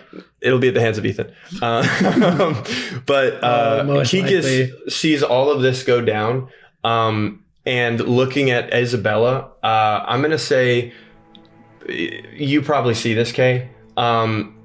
Isabella is watching all of this transpire, and Kikis is as well. And Kikis is looking to Isabella, to Bors, to Isabella, to Bors, and you see, Kay, Isabella nod to Kikis, just a gentle nod.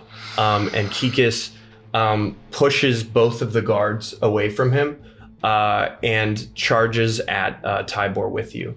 And before we roll initiative, because some things are about to change a little bit here. A little bit. Hunter, as you awake from this hold person endeavor, and you see Kikis rushing Tybor on his flank as he's prone on the ground, and you see Bors up and ready to do something. Everybody hears a giant explosion coming very, very close by. And you see everyone panic, and you hear someone say, Kenny, take the night watch, check that out, as everyone's like, what the fuck is going on? And you see a good amount of the outlaws as it's all this drama slowly starts to reach them. Some of them filter out. You don't know whether to get their weapons or what, but some of them go to where they left their weapons in the bar and grab them. They're ready to join in on this fight. Kay, what do you do? I fell back. Did my chair break when I tried to fall back? I will say it did. Okay, cool. Flimsy little Thank chairs. you. You're awesome. Yeah. You're so nice. You're so nice to me. I want to take that out. Man, you love me. Also, do I know if there is like a back way out, like a back door behind the stage or something like that? You do know that while in this, there's no back door to the stage or anything. There's a front door, and there's also an entrance into a barracks building that's connected to Buckaroo Tavern. It's smaller and it's not as nice. I see. Okay. Yeah. So it would be Yeah, it's in over the back this there. way? Or Over here. Over here. Okay. Yep. Okay, cool. Then I'm gonna. That guy already did his reaction, so I'm gonna get up, hop off the stage, and try to punch Tybor in the fucking skull. Punch Tybor in the fucking skull. Would you like to use Vow of Enmity? You don't have to. Yeah. Well, Wait, it's an hold on. unarmed attack. It's an unarmed attack. That's fine.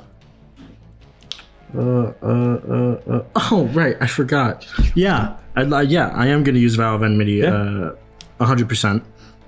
Second use. Yippee. Hey, can you explain to me why you don't like him? No. I don't know. I just don't jive with Yeah, him. just don't jive with him. No, he denied me my coffee date. 19 to hit on the first one. Okay. And then a 3 on the second. So 19 plus 5 for... Or With unarmed? plus 6 unarmed. Damn. Yeah. Well, for unarmed, since I'm not a monk, it's Yep. straight just 5 damage. But 5 damage. Okay. would you allow me to use Divine Smite? With Divine a Smite. fist. It does. I It will- does I say will- in Divine Smite that it's a melee weapon Yeah. attack. But you know. But have to ask. in the rage of things, I'm gonna give you a flavor option. You are gonna use a spell slot. Yeah. Well, a spell slot. Yeah. But yes, you can absolutely do that. Describe to me what you want to do, and I'll decide the damage. Yeah. So boars just tackled him into the tackled him into the Yep. ground. Kikus is on his way. Kikus is sprinting on his way. I'm going to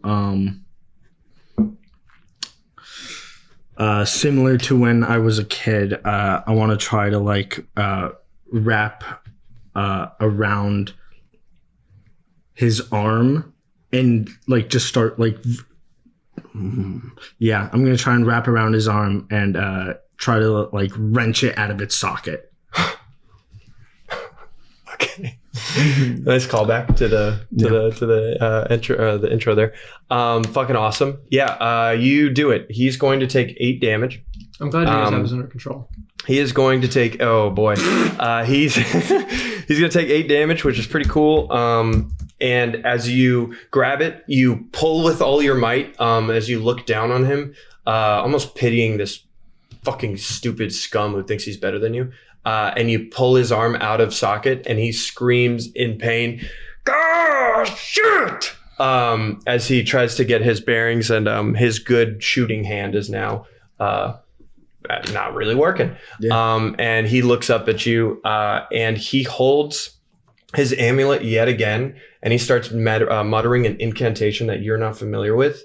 And in that moment, you are pulling it, and you're standing over him right now, looking at him.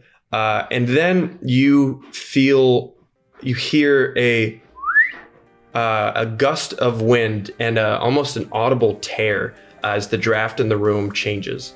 And you see Castus flying out of a tear in fabric and space itself into the room with his eyes are closed and he's limp and unconscious, but he has in his hand, tightly grasping dynamite, and in the other hand a flint and steel, I guess, or whatever. It's like a match, basically. A match.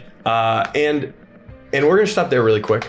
That's what you see. Actually, no. Ethan enters the battlefield. Castus has entered the battlefield as he shoots through this portal that almost looks like a tear. From your perspective, you almost notice that the portal itself is almost like 2-dimensional. And as you kind of look at it, because of the angle it's at, it stays on that 2D plane.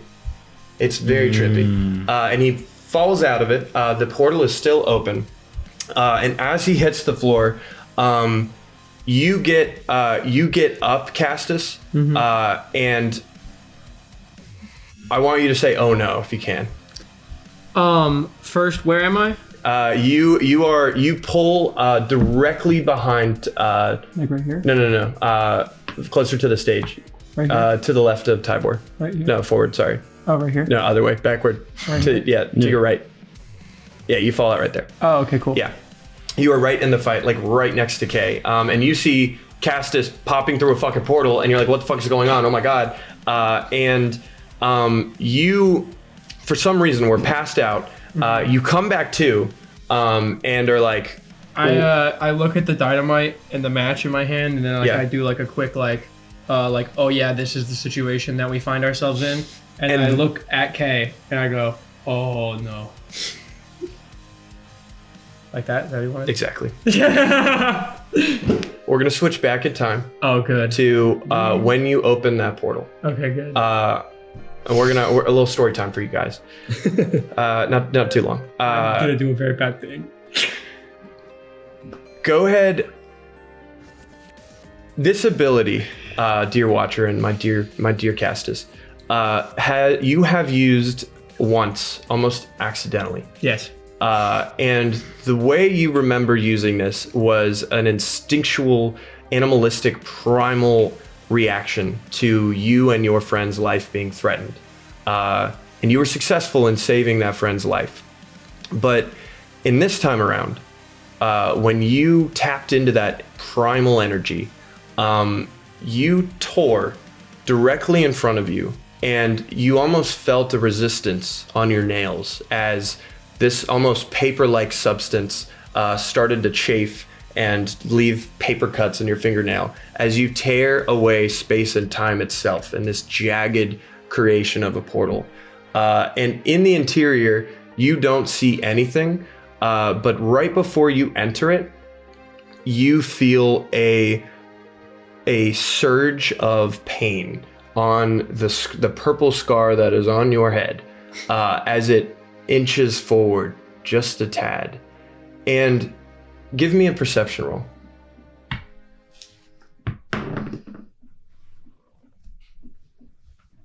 What is that? It's not good. It's a 7. A 7? Okay. You don't know what you did, and you're not too confident of where you're going. This is before you pop up in that like bullet time moment. But you realize you tore too deep. And in that moment, you, for some reason, as you enter that portal, same as before, you black out for a moment. And out of nowhere, your consciousness is now elsewhere. You are in these obsidian caverns that spiral downward into infinity. And you are part of a troop of anomalies. Sprinting, running in formation, rows of tens of thousands, sprinting in formation upwards and over and towards this glowing center. And as you're sprinting, you notice off the course, you and this collective is almost what it feels like, notices light pouring in all of a sudden as a tear opens up, and all of this collective troop, all of these anomalies that are running in formation, stop for a moment, turn, and start sprinting for that tear. And you hear a voice in your head as you're running and just going through the motions with all of these anomalies, and you hear yourself for the first time say, what? What is this? And you stop dead in your tracks as these anomalies pour past you, almost stumbling over you. You have to back up and crawl up the side of a wall to not be trampled by these things. And in this thing's mind, in your mind, you start thinking, what are they doing? And you tap into this collective. You're almost able to exist outside and inside of it at once. You feel the command of, we must observe. We must eat. And all of that, as you kind of channel your consciousness up towards the front of this troop, towards the front, you are looking at this tear, and you see in the interior of this tear is the main plaza of Siltshire. and you go back to that individual consciousness, and you think, who is Castus? Castus? Castus. Castus. Do you respond?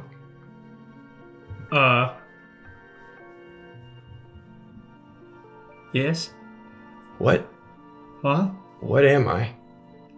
What are you? And the connection severs. And you are now in the Buckaroo Tavern.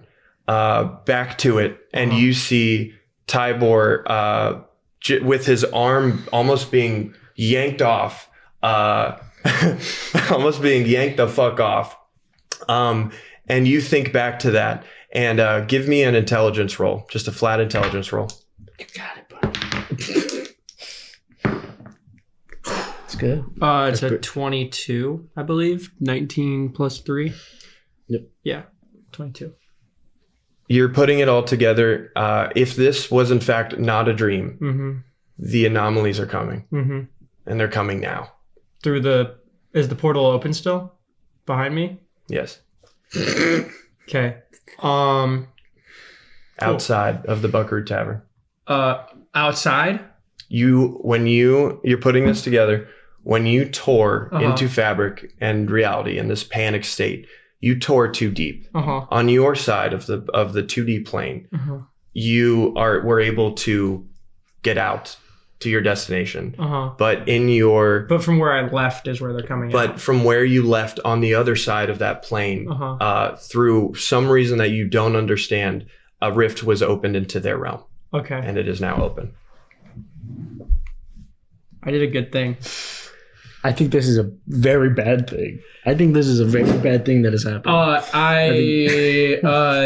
land. I look at the dynamite. I think of my surroundings. I look at you. All of that clicks in my brain. I say, "Oh no," and then what to do? I look down at Tybor. I look at everyone on the stage.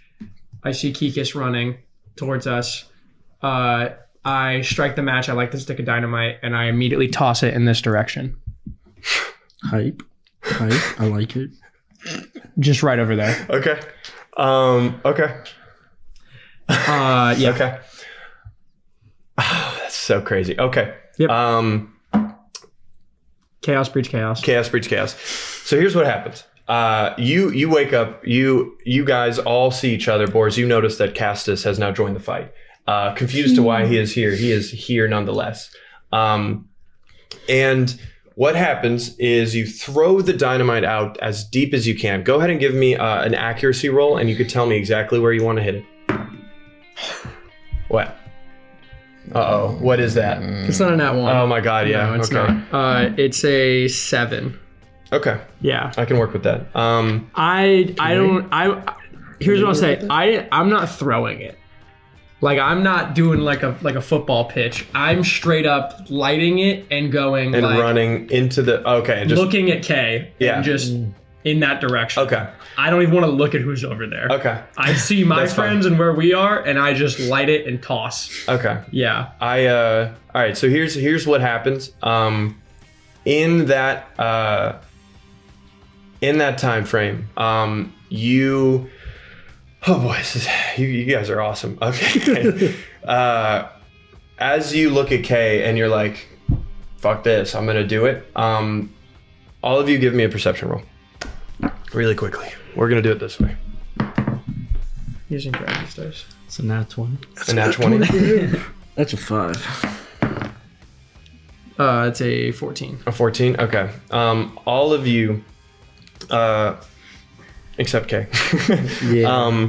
hear rumbling on the ground outside of the Buckaroo Tavern. Rumbling, and it sounds like there's a bunch of shit out there. And as Kay, you throw the dynamite to your left, almost absent-mindedly. It bounces off of a guy in the crowd, off of his head, and he's like, "What the fuck was that?" bounces off the ground and ends up in the corner of the building. Mm-hmm.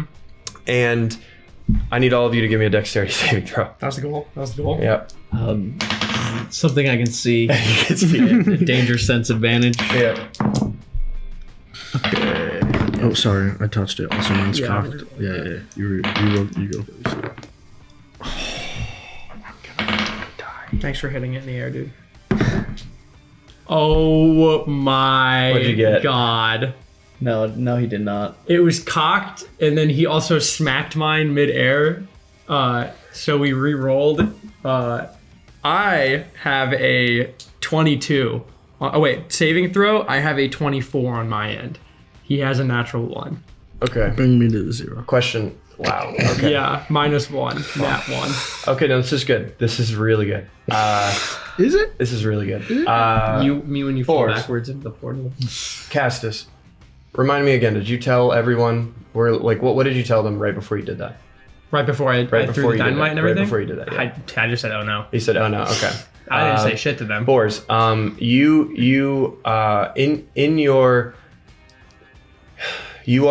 you are next to Trev and Koa, nearby at least. In this moment, do you grab either of them? I have Not grab and run, but just shield. hearing the tremors outside, whatever just happened with Cassis, the weave going all over the place, and a stick of dynamite flying. I will. I'll try and get both of them if I can. I'll pivot, and then I don't have the use of my hands, right?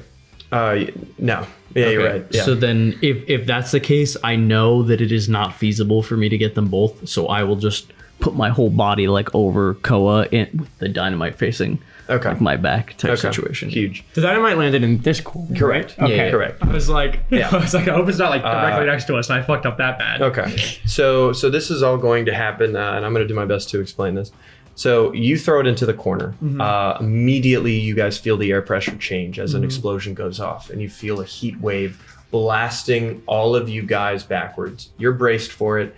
You're braced for it. Somehow. Kay, you are not braced for this. You are still holding on to Tybor. And you immediately lose your footing as this blast radiates into the room. Luckily, it's not a giant fireball, or else you'd all be dead. But this dynamite splinters and absolutely obliterates a important structural part of the tavern.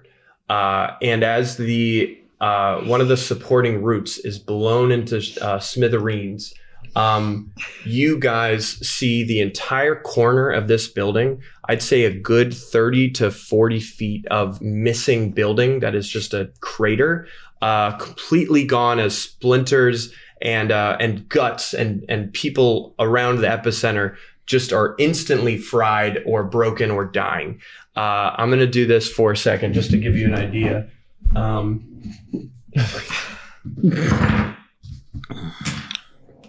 Oh my god.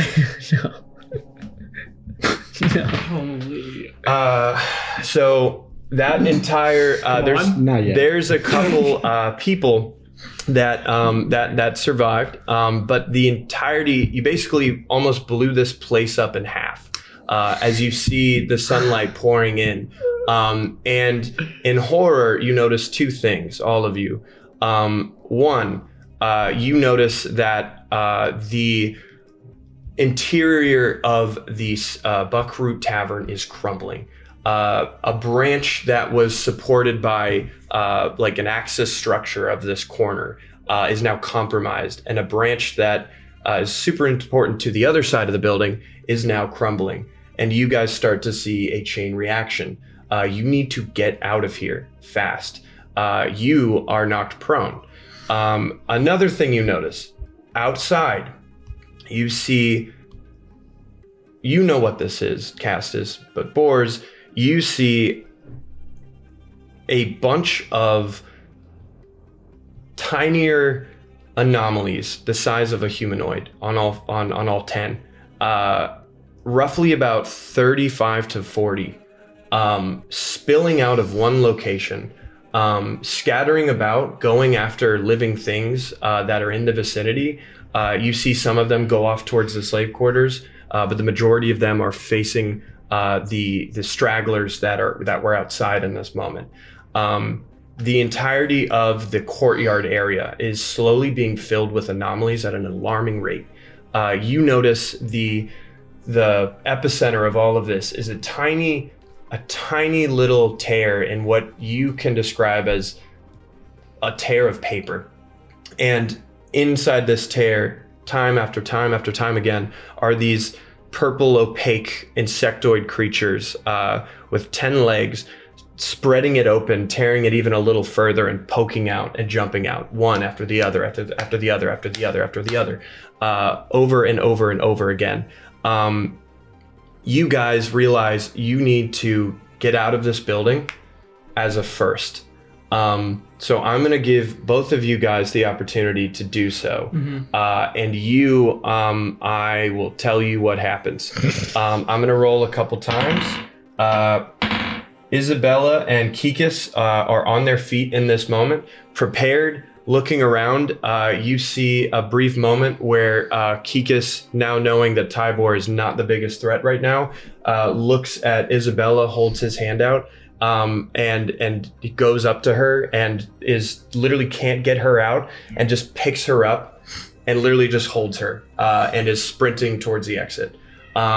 You see Truv trying to get out of his shackles, not knowing what's happening, and like just happy that Ko is okay. What do you guys do? You have essentially, you're noticing that the other corner of this building is going to go down, and once that goes down, another branch loses its main support beam, and that's going to go down. You essentially have, I'd say, a good 5 to 10 seconds before this entire building is smashed. Yeah. So, what do we want to do? I look at you, Boars. I like look at you really quick, look at Koa and look back at you and like nod. And then I look to Kay on the ground. And I will like grab his arm and help him up. And then is Tybor on the ground still? Tybor is now getting up in the midst of all of this and is looking at all of you and then catches a glimpse of what's going on outside and isn't really interested in killing you guys. I go for the amulet. I go for his neck with a dagger. You go for his neck with a dagger? Yeah. Okay. Okay. Okay. Wow. Okay. Rock, paper, scissors for who goes first. Okay. Go for the amulet. Go ahead and give me a contested strength roll. Please.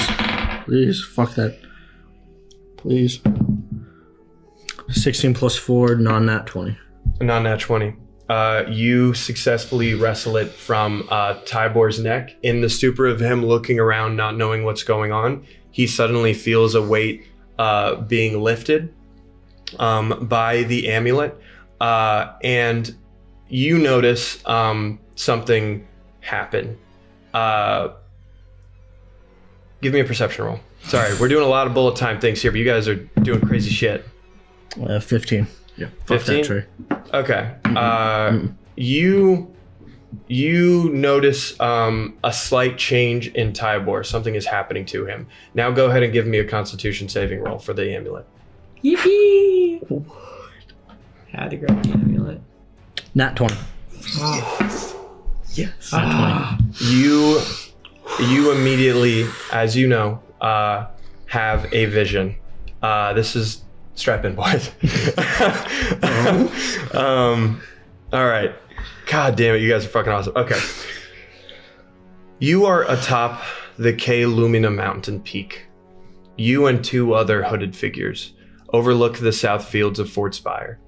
28,000 Athakinian bannermen lay dormant at the overlook as they overlook the south fields of Fort Spire.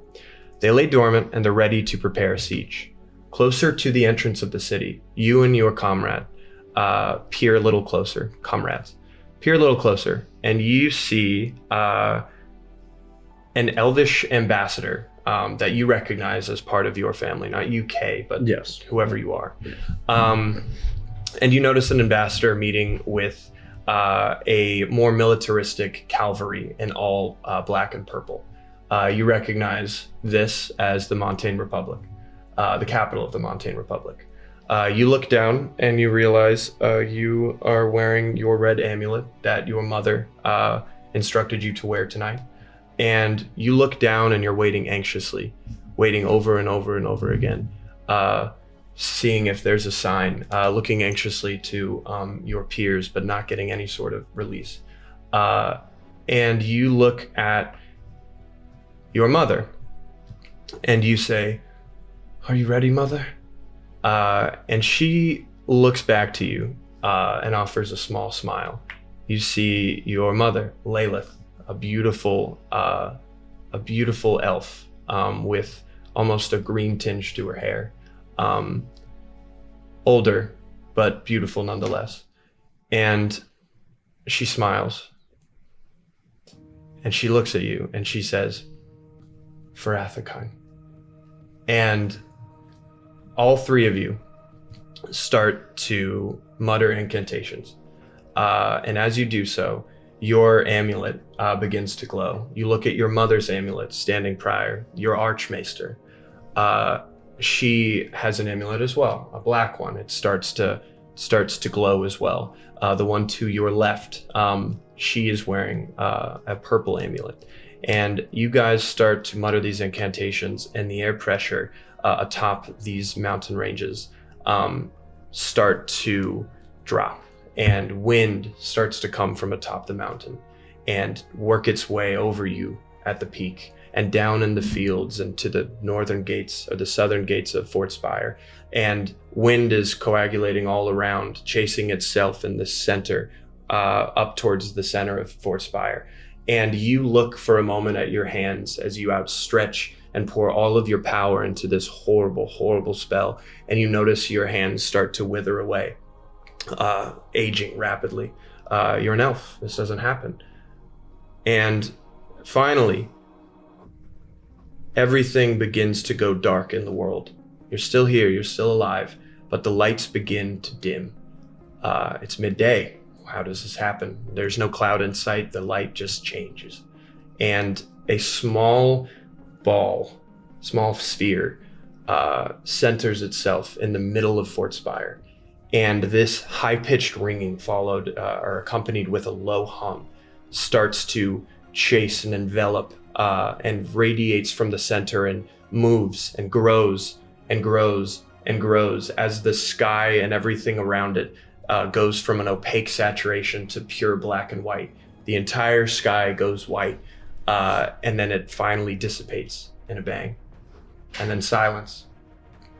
And you look down at yourself, almost skin and bone now, as you fall to the ground. And you look at your amulet, still glowing a bright red, and you look over at Fort Spire, and Fort Spire is no longer there.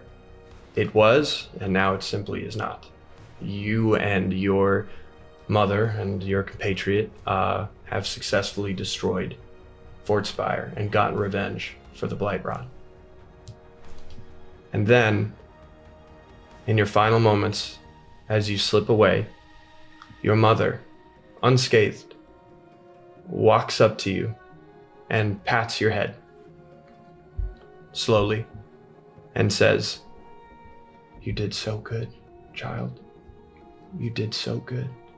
And you slip away into the void. And now you have the amulet. And you're back to in the Buckroot Tavern. And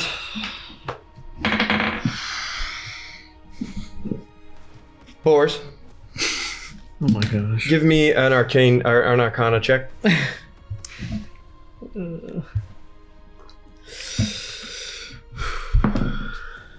11. 11. I heard that. Okay. You again feel a magical spike in your surrounding as you are grabbing or trying your best to make sure Koa is okay. You look behind you and you see what you know was a problem before, and you see Kay holding the amulet. And then you look at Tybor, and you notice the weave again, dancing violently, lightning all throughout the ceiling of this Buckard Tavern. It extends way into the sky now that you can see it. And then you see these tethers that are attached to the amulet that Kay just grabbed, and they slowly tether away and start turning gray again, returning to the weave. But those same tethers then violently twist and compulse, and then they shoot into Tybor over and over again, all 6 that were originally connected to the amulet. And then Tybor, to your horror, begins to melt. He starts looking at his hand and saying, "What the fuck? What the shit? What the fuck is going on?" As his finger starts to fall off in little clumps, and he looks in horror, and he's like, I thought I did it. I thought I could. The fucking amulet, it fucking worked just fine. What the?" And then I stab him in the neck. That's what was happening. And you stab him in the neck. Yeah. And as he melts away, He doesn't get last words. He doesn't get last words. Actually, describe exactly what you want to do as he melts. As he starts, I want to hear it. As I see him like start looking at his hands or whatever, I just take my dagger and I just put it straight through his neck, and then I like turn the hilt so that his head, like his eyes, lock with mine, and then I just say, "Bad men die bad ways," and then I just pull it out. The last look you see in his eyes is no longer a man of power who commands authority. You see a scared little boy, knowing that it's the end. And as you rip it from him, already all of the bones and everything that were supporting him is already gone. So when you pull the knife off, his head comes with it. As you like slowly just pull the almost malleable flesh now off of his head, and it slowly just melts off your blade into a steaming pile of flesh. I do a little flick. Tybor is no more. All of you give me another dexterity saving throw. Oh, sorry. No, it's okay, dude. Also, I'm gonna give this to you guys because I know we're in the heat of battle. You see his dagger in the mound of flesh, and you see keys. Done. Yeah. When it gets back to me, Yep. I'll do something with those keys. I think we're all caught. Well, actually, Boris, what would you like to do in this moment? After witnessing whatever that was, Sorry, that was a lot, guys. that's great. I walk over to Koa and I say, "Brace yourself," and I kick out the back of his chair legs with as much force as I can, just to break that. Kind of release him as much as I can. I just have legs, and I'll try to do the same thing with Truv as well. I'm gonna cut it there just because we spent some time killing Tybor, and as a consequence, the other side begins to crumble in, and before I ask for a dexterity saving throw, Bors, Truv sees you looking at Koa, and he looks to you, and he looks at his situation, and he says, "If you can't save me, just save him." Give him a nod. And everyone give me a dexterity saving throw. Yeah, you're right. Dude, That's dude, crazy. dude, That's so crazy. dude, All the bad- dude, all the good dude, luck. dude. I'm gonna lose it. Okay. 18. 18. He got something different though. I What'd do you get get? something different. I do get another 0. Another 0. Another got 0. another I got nat another one? nat 1. All right. -1. So here's. I okay. didn't do great, but I didn't do that bad. So I got 12. here's what happens. In the Buckroot Tavern, there are branches spiraling ever upward that are attached to different support beams and things of that nature. The east wall begins to crumble down under both the fire and also the structural damage that Ethan caused, which is awesome. And happened? it's what even happened? What? Talk about- It starts to crumble down and fall and fall, and immediately it falls perpendicular into the room, a collection of ceiling, a collection of branch in y'all's path, and all of you guys are able to make it. Let me just do. Okay. Kikis and Kikis still has Isabella, and he looks up at the impending situation and runs out of the way. I imagine. What do you do? Me? Yeah, you are able to escape from this doom right now. Who's on the stage still? On the stage still, it is Phoebe's there, but she's dead. Yeah. It's just Koa and Trev. Just Koa and Trev Yeah. and Boars. And Bors. Bors is shielding Koa right now. I will, against my better judgment, run over and immediately start undoing the cuffs on Boars Okay. with the keys that I got. Okay. Huge. I'm gonna say you are able to do that as you move out of the way and kind of just move, I'd say like 5 feet as you notice with your dexterity saving throw that this is bad. Same with you. You're able to move Koa. I'm going to say you're even able to move Trev. And from there, a bunch of these people die. A bunch of the outlaws, basically in this perpendicular path, those 4 are now gone. And it creeps up towards you, Kay, and basically you run to kind of distance yourself from all of this. And as you run to try and dodge, and all of you guys get out of the way, a piece of ceiling falls down on you, and right before it's able to cause damage, you roll out of the way, and then another piece collapses in on itself onto you, essentially trapping you by hitting your legs. I'm gonna give you, I'm gonna do some blunt damage to you because that hurt. 7 damage as it fucks up your leg. It is your leg, so I'm gonna have you do a Constitution saving throw. See if we break a leg. Please. God. Roll this one. Okay. Yeah, 2. I mean, dude, 2 nat ones, bro. Let's make it 3. What is it? It's a 3. Let's make it 3. I didn't mean to do that. Actually, I'd like to reload my save. 3 plus 2. Fucking 5. brilliant. Okay. Yeah. All right. Wow. I got you, dude. Yeah, you Don't touch me. gotta. Your femur is broken, and it is hard to move. You are gonna need some serious help to get out of here. You are pinned by a large enough piece of rubble to where you will not be able to remove it yourself, but with help you most likely can. And what I'm also going to say, Kay, is as you lay down, the calamity of this situation has landed itself on the stage as well, where you find yourself lying. Really, the only part of this building that is still withstanding is the northern corner.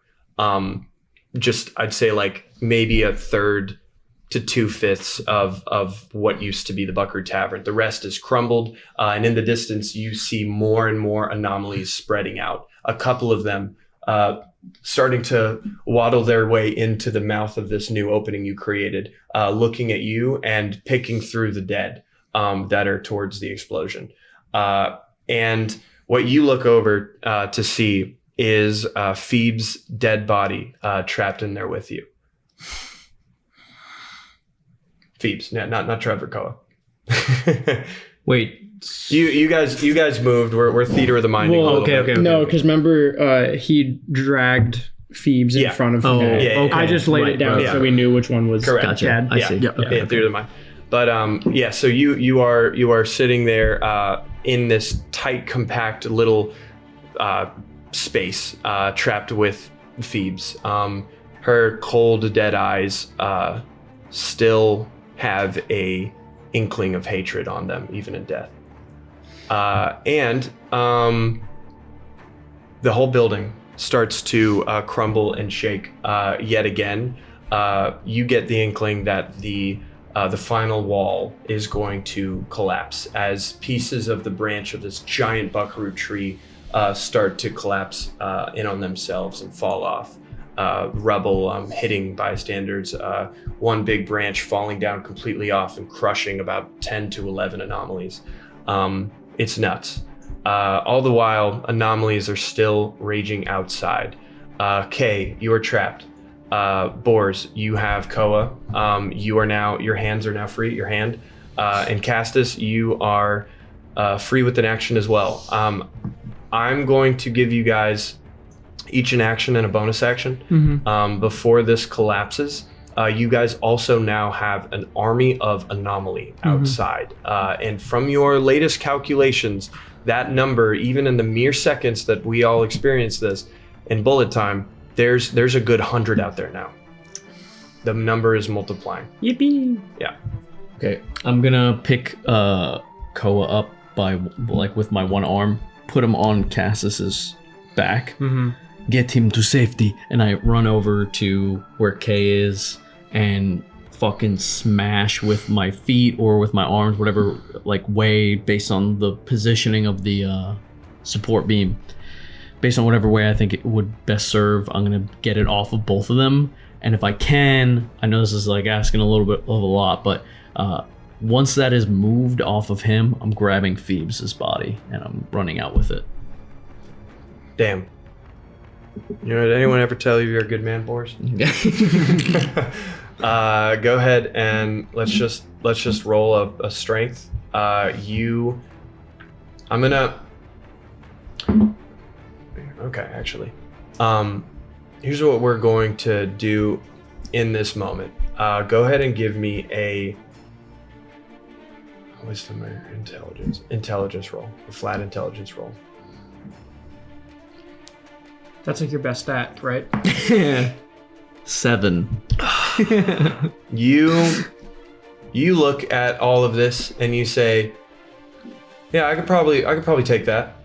Yeah, okay, I could probably do that. Go ahead and roll for me. Just a strength. Dirty 20. Dirty 20. Okay. With a dirty 20, you are able to hoist it onto your shoulder. Use your powerful legs, using one arm, whatever that arm may be, to kind of leverage it, and you push up with all of your might, and you're able to relieve his leg. It's still tight, but you are waning. He needs to get out of there now. Yeah. I'm gonna give it to you. You still, if you want to get Phoebes, you're going to need his help. Yeah, so I'm shaking, holding up this tremendous beam. Get her. Yeah. I'm going to grab her and begin crawling out from under it, just as quick as I can, possibly getting up to my good leg, and then pulling her out from the rubble. Okay. Yeah. Okay. I'm gonna just give me a strength roll. Stop making me roll, man. Yeah. Just one of these days you won't get a nat one. Yeah, you're right. One day. Do this one again. Do this one again. Those Those two got two nat ones. I got a nat 20 in this. Yeah, you're right. Not one. Would you say that's cocked? No. It's not flat, but it's up to you. Yeah. Yeah. No, sorry. That's a 10. Okay, all right. A 10, you're able to do it. But you put weight on your bad leg, and you're gonna take some more blunt damage. You're gonna take 4 damage. Oof. Yeah, it hurt. I'll be alright. Cassis, what are you doing? Well, real quick, you were able to remove Phoebes' body, and you are able to let go and relax. Yeah. Okay. I Yeah. grab Phoebes and You finish the job. And right just, like, pick her up on my back and get ready to run out, not knowing that Kay's leg is broken. Okay. Like I have no. There's You no have way no for me idea. to know that. Yeah. Do I have any more time to do anything else I'm after gonna see. getting out of the rubble? I'm gonna see what just because that counts as like prone. Yeah. I'm gonna see what Cassis is gonna do. After he gives Gonna give me you one thing. I'm sorry to interrupt, but after they, you see him being free, and you see Phoebes on the back. You look into the crater that you created, and you see Black Petal Outlaws running, not knowing what to do. There are now anomalies holding the exit. There's about 10 to 12 of them now, moving in on who's still alive, towards the back of what used to be the Buckaroo Tavern. Okay. Yeah. After he gives me Koa, I like swing him on my back, and kind of like make him like backpack me, and then Trev is still there. yeah, Yeah. I'm gonna go and just unlock Trev's legs, Okay. and just to save time, just unlock his legs and like help him get up from the chair. Okay. And then I'm going to turn to you guys and say, I think our best option is probably through this way. And then just head towards The barracks. the barracks in the kitchen. Yeah. The barracks This way. are So coming down the stage and then entering Oh this. no, the barracks are over here, right? the barracks. Oh, No, no, they're that way. are- No, I meant Oh, just entering this this is the way. entrance. Yeah, that's the entrance. Okay. You don't I'm know going if there's this an way. exit in the kitchen. I know. Okay. But outside means death. Correct. Visible exit means death. Yep. Back way with a door that I can close. Correct. Safe option. Safe option. Yeah. So I take Koa and Truv and start heading towards here, Okay. towards the kitchen. Okay. And Kikis and Isabella. Kikis has Isabella. And he's like, "Quick, can you toss me the keys?" As you guys are walking towards that way. Yeah, I really I- need to get my wife out. And she's like, "Please, I'll beg of you. I really need to get out." I go to like toss, and then I like do like a quick like wait, and then I hand the keys to him. The keys, and, he's fastening her as you guys are moving to the kitchen. Yeah, as we like I will like just straight up like ask Kikis like is there any way out from in there? Windows, anything? I'm not a chef, so I don't work in the kitchen. This is Dawson. Where's This is Keegan's face. This is a high don't- tension moment. I'm sorry, And he goes, I I'm don't- not a chef. I'm not a chef. I'm just. That's I don't know. it's I'm- fair. You know, It's just a I'm simple usually out version on of saying it doesn't patrols. work there. If anything, there might be a window. I don't listen. I just don't. Okay, everyone. I actually everything Isabella told me, I no longer feel bad for at all. Yeah, y'all walk out. Isabella wouldn't know either. Truv is able to follow suit. I'm like holding Trubs by like the manacles and like pulling him if I have to like help him. He is complying and he is going with you. He is, still fucked up as shit. Y'all move towards the kitchen. Before then, is there anything else you guys want to do? I will say from you guys gauging all of this, the kitchen is the smallest room and probably the most secure room in terms of structural issues and damage. As I'm slowly moving towards the kitchen on my fucked up leg, I look around at all the bodies and viscera, and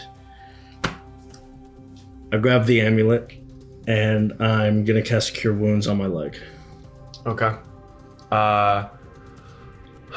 Okay. Okay. Go ahead and roll to cure. Yeah. What does that mean? Yeah. What? Yeah. Cast cure wounds. Oh, cool. 1d8. Go ahead. Oh, cool. I heal 8 hit points. Does it heal my broken leg? It heals your broken leg. Oh, sick. You guys look. You don't really notice this, but Castus, you. Well, actually, no. You feel. Okay.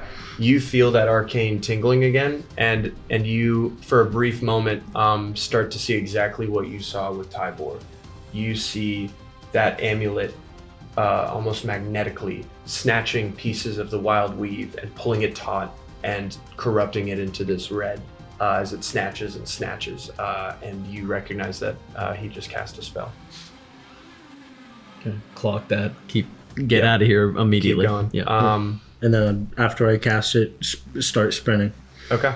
That took some balls, brother. Hell yeah. Okay. Gotta remember that. Gotta write that down. Look what you're doing to our poor production manager. Look. Oh my god. He just had his head down for the last like 2 minutes. Oh my god. Man. Okay, so you guys make it. You guys make it out to you guys make it into the kitchen, and as you all finally pile in, and you finally get in there, and you close the door behind you, you feel this like tremendous shaking as the structure falls down around you, outside of your view. It's a very tight wooden room, reinforced wood, and you see a couple branches crash through the ceiling where you are. But not destroying its integrity. And you look around as all of you get in there and are panting. And Kikis and Isabella are looking around. Truv is still just trying to be awake. And Koa is just completely in shock of it all, just shaking on your back. You guys realize that there are no windows and there are no doors in this room. None at all. You notice a vent for an oven that goes up, but it's a crude metal. It's tiny. It's not something anyone would fit in. And then a brief silence, and then scratching at the door, and then pounding at the door, and then you see 3 to 4 legs, anomaly legs, peeking through the door as you guys, I imagine, are bracing against it. Oh, do we have like any time prior to that? Because they have to get from like all the way over there through rubble to here, right? Yeah. So, There was like a brief silence. If you want to, yeah, I wanted to do something during that. Yeah, but that is coming. Yeah. What would you like to do? Once we get into the room, is there food in this room? There It's is the kitchen, correct? There's a stockpile of a good amount of water, rum, bread, and also meat. I start grabbing Wrapped everything and throwing it in the sack. Yeah, you still got your janky ass backpack. I'll look at Koa and I'll be like, "We're going to play a game. Grab whatever you can and put it in the bag." And I just start grabbing stuff and like handing it to him to like put in the bag. I go for meat, non-perishables, and water. You hear and a bottle of rum. Okay. Isabella is now unshackled at this point, and she's helping you as well. And she's like, there's no point. Oh, there's going to be a point. Trust me. There's no way out. I look at the oven. Okay. What's the oven situation? What's the oven situation? Yeah, what kind of oven are we talking about? We talking convention? I'm talking like an old timey medieval like Brick pizza oven. Yeah, brick oven. yeah. Cool. Yeah. Cool. Heavy. Heavy, but a small little chimney. Like, Yeah. Okay. Oh. Okay. No. You're cooking. Yeah. I gotta let you cook. Yeah, dude. Okay. You're right. We're in the kitchen. Let him cook. We in the kitchen. Yeah, we in the kitchen. We in the kitchen. Boris. Oh, are you not doing anything? No, I'm about to do something. I just gotta check something. So you go first. Yeah, just so I fully understand the circumstance. The bugs are at the door. That is our only way out. There are no other doors or windows. And the only other way out besides that door is the vent system. Correct. So it's either face the bugs in this chamber or go through the vent system. Am I getting that correct? Correct. You with your strong brute brain realize like maybe there's a way we can like break through the wall or something. It's reinforced wood. It's a stretch, but maybe that's an option too.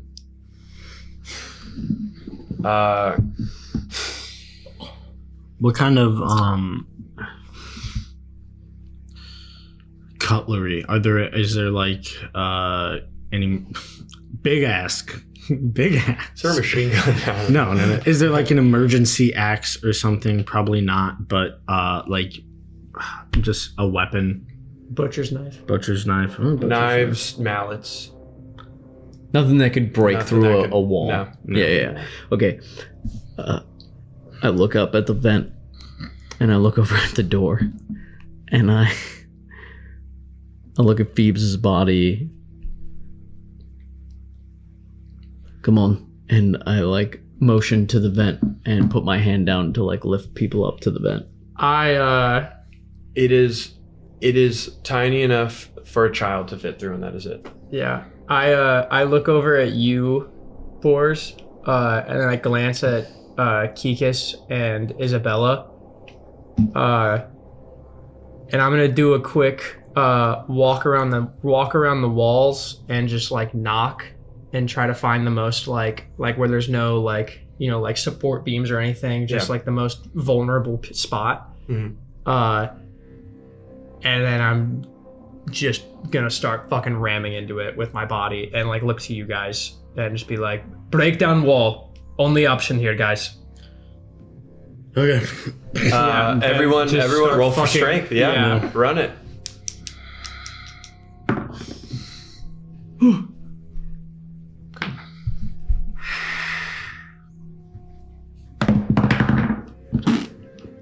Okay, thank God, because Nat 20. Nat. Okay. What happens? All right. All of you guys are ramming against this reinforced wood, and as you guys Wait, do, what did you get, Chris? I didn't roll. Yeah. I mean, I can. Yeah, I 8. you are plus your modifier. Yeah. you are Damn. looking around, and you're I like, got 10. can I catch a goddamn break? You're not sure what to do. But you guys both ram, and you're trying to get in this correct spot to just get it a little loose. And Hunter, you think back to the night where your parents were killed, and you tap into that feeling of hatred for men, hatred for the world, and a tinge of a hatred for yourself. And you rebel against it all, and you throw all of your might into it with your shoulder, taking 3 damage. Much rather know what this is. As you buck open an old rotted wood portion of the wall, and create enough of a sliver for one person at a time to get out of. And it cracks, and you look back, and you're honestly amazed that you can even do it. Even you, Boars, you're like, I thought I was a strong one. Fucking get moving. And I. Nice going, Kay. And I just squeeze through. Yeah. Okay. I put Koa down, and send him through, and then Boris, go behind him. Put him through, Yeah. and then I'll be the last person to leave this room. Okay. So I wait. So Truv next, and then Isabella, and then Kikis, and then I will be the last person to leave this room. Got you. I bring Phoebes' body. Okay. Yeah, you navigate her through gently while respecting. While you guys are like going through, I'll just be like, head to the skiff. 'Cause that's close by, right? Yeah, that is close by. If Yeah, it's you were like going essentially right to there. the Yeah, to the back, checkpoint, the or garages. like north of the Buckroot Tavern, like the outer wall, and you Mhm. could hug that outer wall to the checkpoint. Because Okay. we're exiting Yeah. out this way. Everything's happening out here. Yeah, So yeah, we're yeah. going boom and then just Yeah, yeah. hug the wall.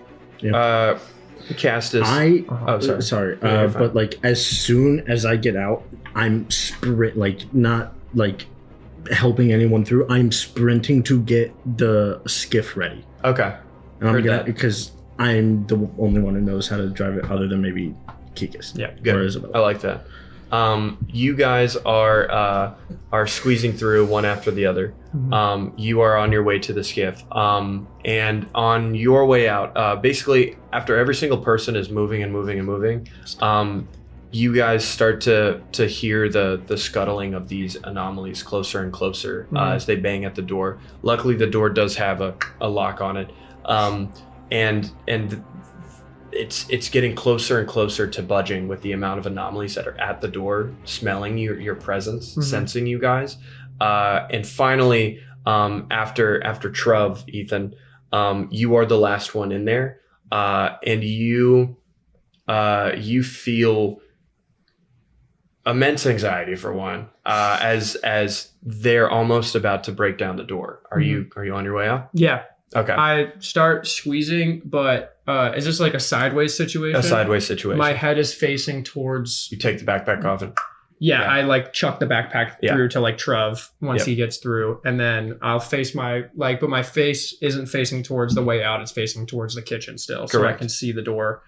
And before I go in, I slit my hand with the dagger and just keep it aimed at the door as I like slowly inch my way out. okay. Right on. But yeah, just to have that ready. Yep. As you slowly back up, you realize the door is still holding. It's still holding. You guys made it out in a really good amount of time. Any longer and y'all would have really been in trouble. And you realize you don't have to focus on it anymore because they still haven't broken through. On all of y'all's way to the checkpoint, you're able to quickly get to the gate. I'm gonna say, Kay, yeah, you're there first, and you know how to open this thing. You've done it before. You push this shit open with the raw strength that you have, and are able to open up enough of a slit to where you guys can get through. And you notice that there's one man on the wall, and you're readying your crossbow, ready to kill him at first, but he doesn't acknowledge you. He's looking at the center of the square, and what you see and all of you come to see is a hill of anomalies that are pouring out of this thing, crawling on each other over and over again, clawing, trying to get whatever food or resources they have. On each arrival, coming into this bright Siltshire Cragshade wasteland town, they're stumbling for a minute, terrified and blinded by the light, and they quickly adjust, and they all move around as they slowly start to spread out like a fungus, like a virus. And you can see as you're opening the checkpoint and moving towards the skiff, you start to see them move towards the slave quarters in mass. You guys make it into the checkpoint, and as you guys get there, you realize the only guard that was on standby is just in shock. He doesn't know what to do. And he walks, all of you guys walk up to the sand skiff. You see your ship, and you guys ready it. I'm gonna have I imagine all you guys want to do is just get the fuck out of here. Yeah? Yeah. I'm gonna give you guys, I'm gonna have one of you roll a strength, one of you roll a dexterity, and one of you roll an intelligence. Intelligence. Dex, strength. You're gonna have to take Dex. I'm gonna have to take the Well, dex. Well, actually, he I can got take Dex and you plus can take one strength. on Dex. I have -1. So What's your I'll strength? take plus the- 4. It's Yeah, I'm so gonna take your I'll strength take and then Dex. take Dex. I'll have to take the intelligence. Though. Yeah. Plus 5. Go ahead. Yeah, one at a time now. That's pretty good. That's 15 plus 4, 19. 19. Okay. 19 Chris. strength. 19, huge. Dirty 20. No, that's Oh, it's Dex. So 1. 17. 17. 17, okay. Nice. Okay. So 19, 17. And a 17. Let's Okay. go. All right. So intelligence, dex, strength. Okay. So you guys, dexterity. Myself in the knuckle with my ring. Okay, you were able to get there in a moment's time. You get up immediately, and you remember this ship very, very well. You go and you find the wheel mechanism, and you drop the wheels, lock it into place as the entire platform raises up, and it's now on wheels. You go to the sails and you start to unfurl them closer and closer, and then you, Boars, get on board, and you see that nobody is going to be able to push this ship. You quickly grab Kikis. You and Kikis are now essentially anchoring this out of here, like slowly moving it into position to where you guys can have a straight shot at the end to get out. But you realize there's one other situation. The gate itself, the outer gate, is sealed, and there's a complex pulley system that you trace back up to the source of it all, to a weighted pulley system. You take your crossbow, you take aim, and roll to hit.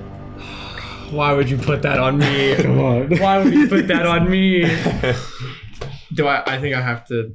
It's gonna be. We're using Bradley dice. Oh no. Production manager, if you'll blow on this, please. To hit, I get a plus five. Plus 5. What'd you get? It's a 13. A 13? Yeah. That's fine. 8 plus 5. Yeah. Listen, you guys are in adrenaline like mode. With you, a 13 is like a toot in my head. yeah, but we're fine. I already, I almost took your eye, and I really wish I did. Yeah, that would have been cool. That would have been so cool.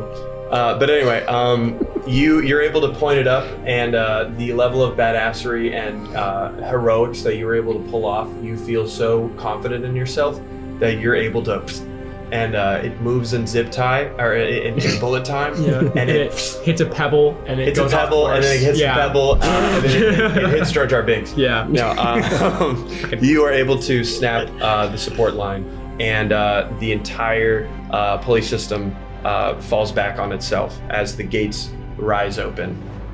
You guys, all of you guys, Castus, Kay, Boars, Koa, Truv, Isabella, and Kikis, are aboard this ship. Boars, you and Kikis are doing the brunt of the pushing. Kay, I'll say you come down and help as well. Mm-hmm. You guys start to inch your way away from Siltshire, and you look back, and you're curious to why the anomalies are not following you at this very moment. You're maybe 100 yards away from Siltshire at this moment. And you're expecting a chase. You have prepared things in a timely manner. And you finally have time to rest and to breathe. And in that peace and in that silence, you hear the screams of 80 innocent lives as they're torn to shreds by anomalies. And you guys sail away, onward. And that is the end of Siltshire. That's our first arc. Good job, boys. You solved my puzzle. You killed a bunch of innocent people. Hey, It had to happen that way. It was always going to end that way. didn't know that was going to happen. And I'm never telling you guys that I'm the reason that happened. Well, you don't know, I suppose. Yeah. Honestly, getting out of there with only one person dying, Phoebes, insane. Kind of insane work. And we killed Tybor? And we killed Tybor, and we got the Don't amulet. say we got the amulet back. We That is got not the a amulet. fucking plus. And It is a And that is And he casted a spell. Yeah, that is a net negative. You are marked. marked for death. That is a net negative. Yep. I knew my leg was broken.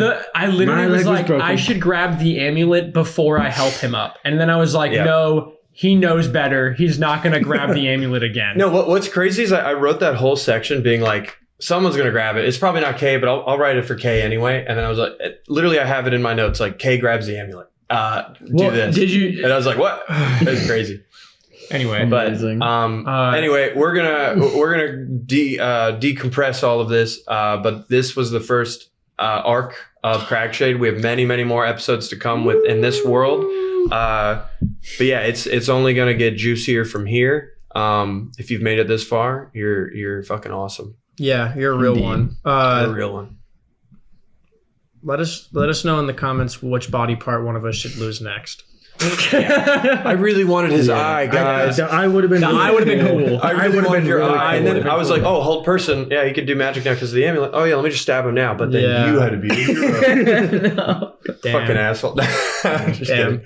No, this was really fun, and That was awesome. Yeah. Again, if we can get through one arc, we can get through like 6. So Yeah, and that's exactly how many more there are. Exactly 6 arcs left, that's canon. and that's That's real. I have it all written out. And if Everything we go that happens, past it's all that, scripted. then it's not real anymore. Yeah. It's not that we're off script, and we've gone too far. 6 is good. Better Call Saul had 6 seasons. That's all I need. You know what I mean? I've never seen it. Is that like an Yeah. anime? It's a really good. Yeah, it's a good anime. It's a Okay. shogun. It's a shogun Yeah. anime, like an anime about like a Yeah. like a Japanese ruler Like from the Edo Japan era. yeah. All right, Yeah. bye guys. All right. Bye guys. See you guys. Thanks for watching. Bye.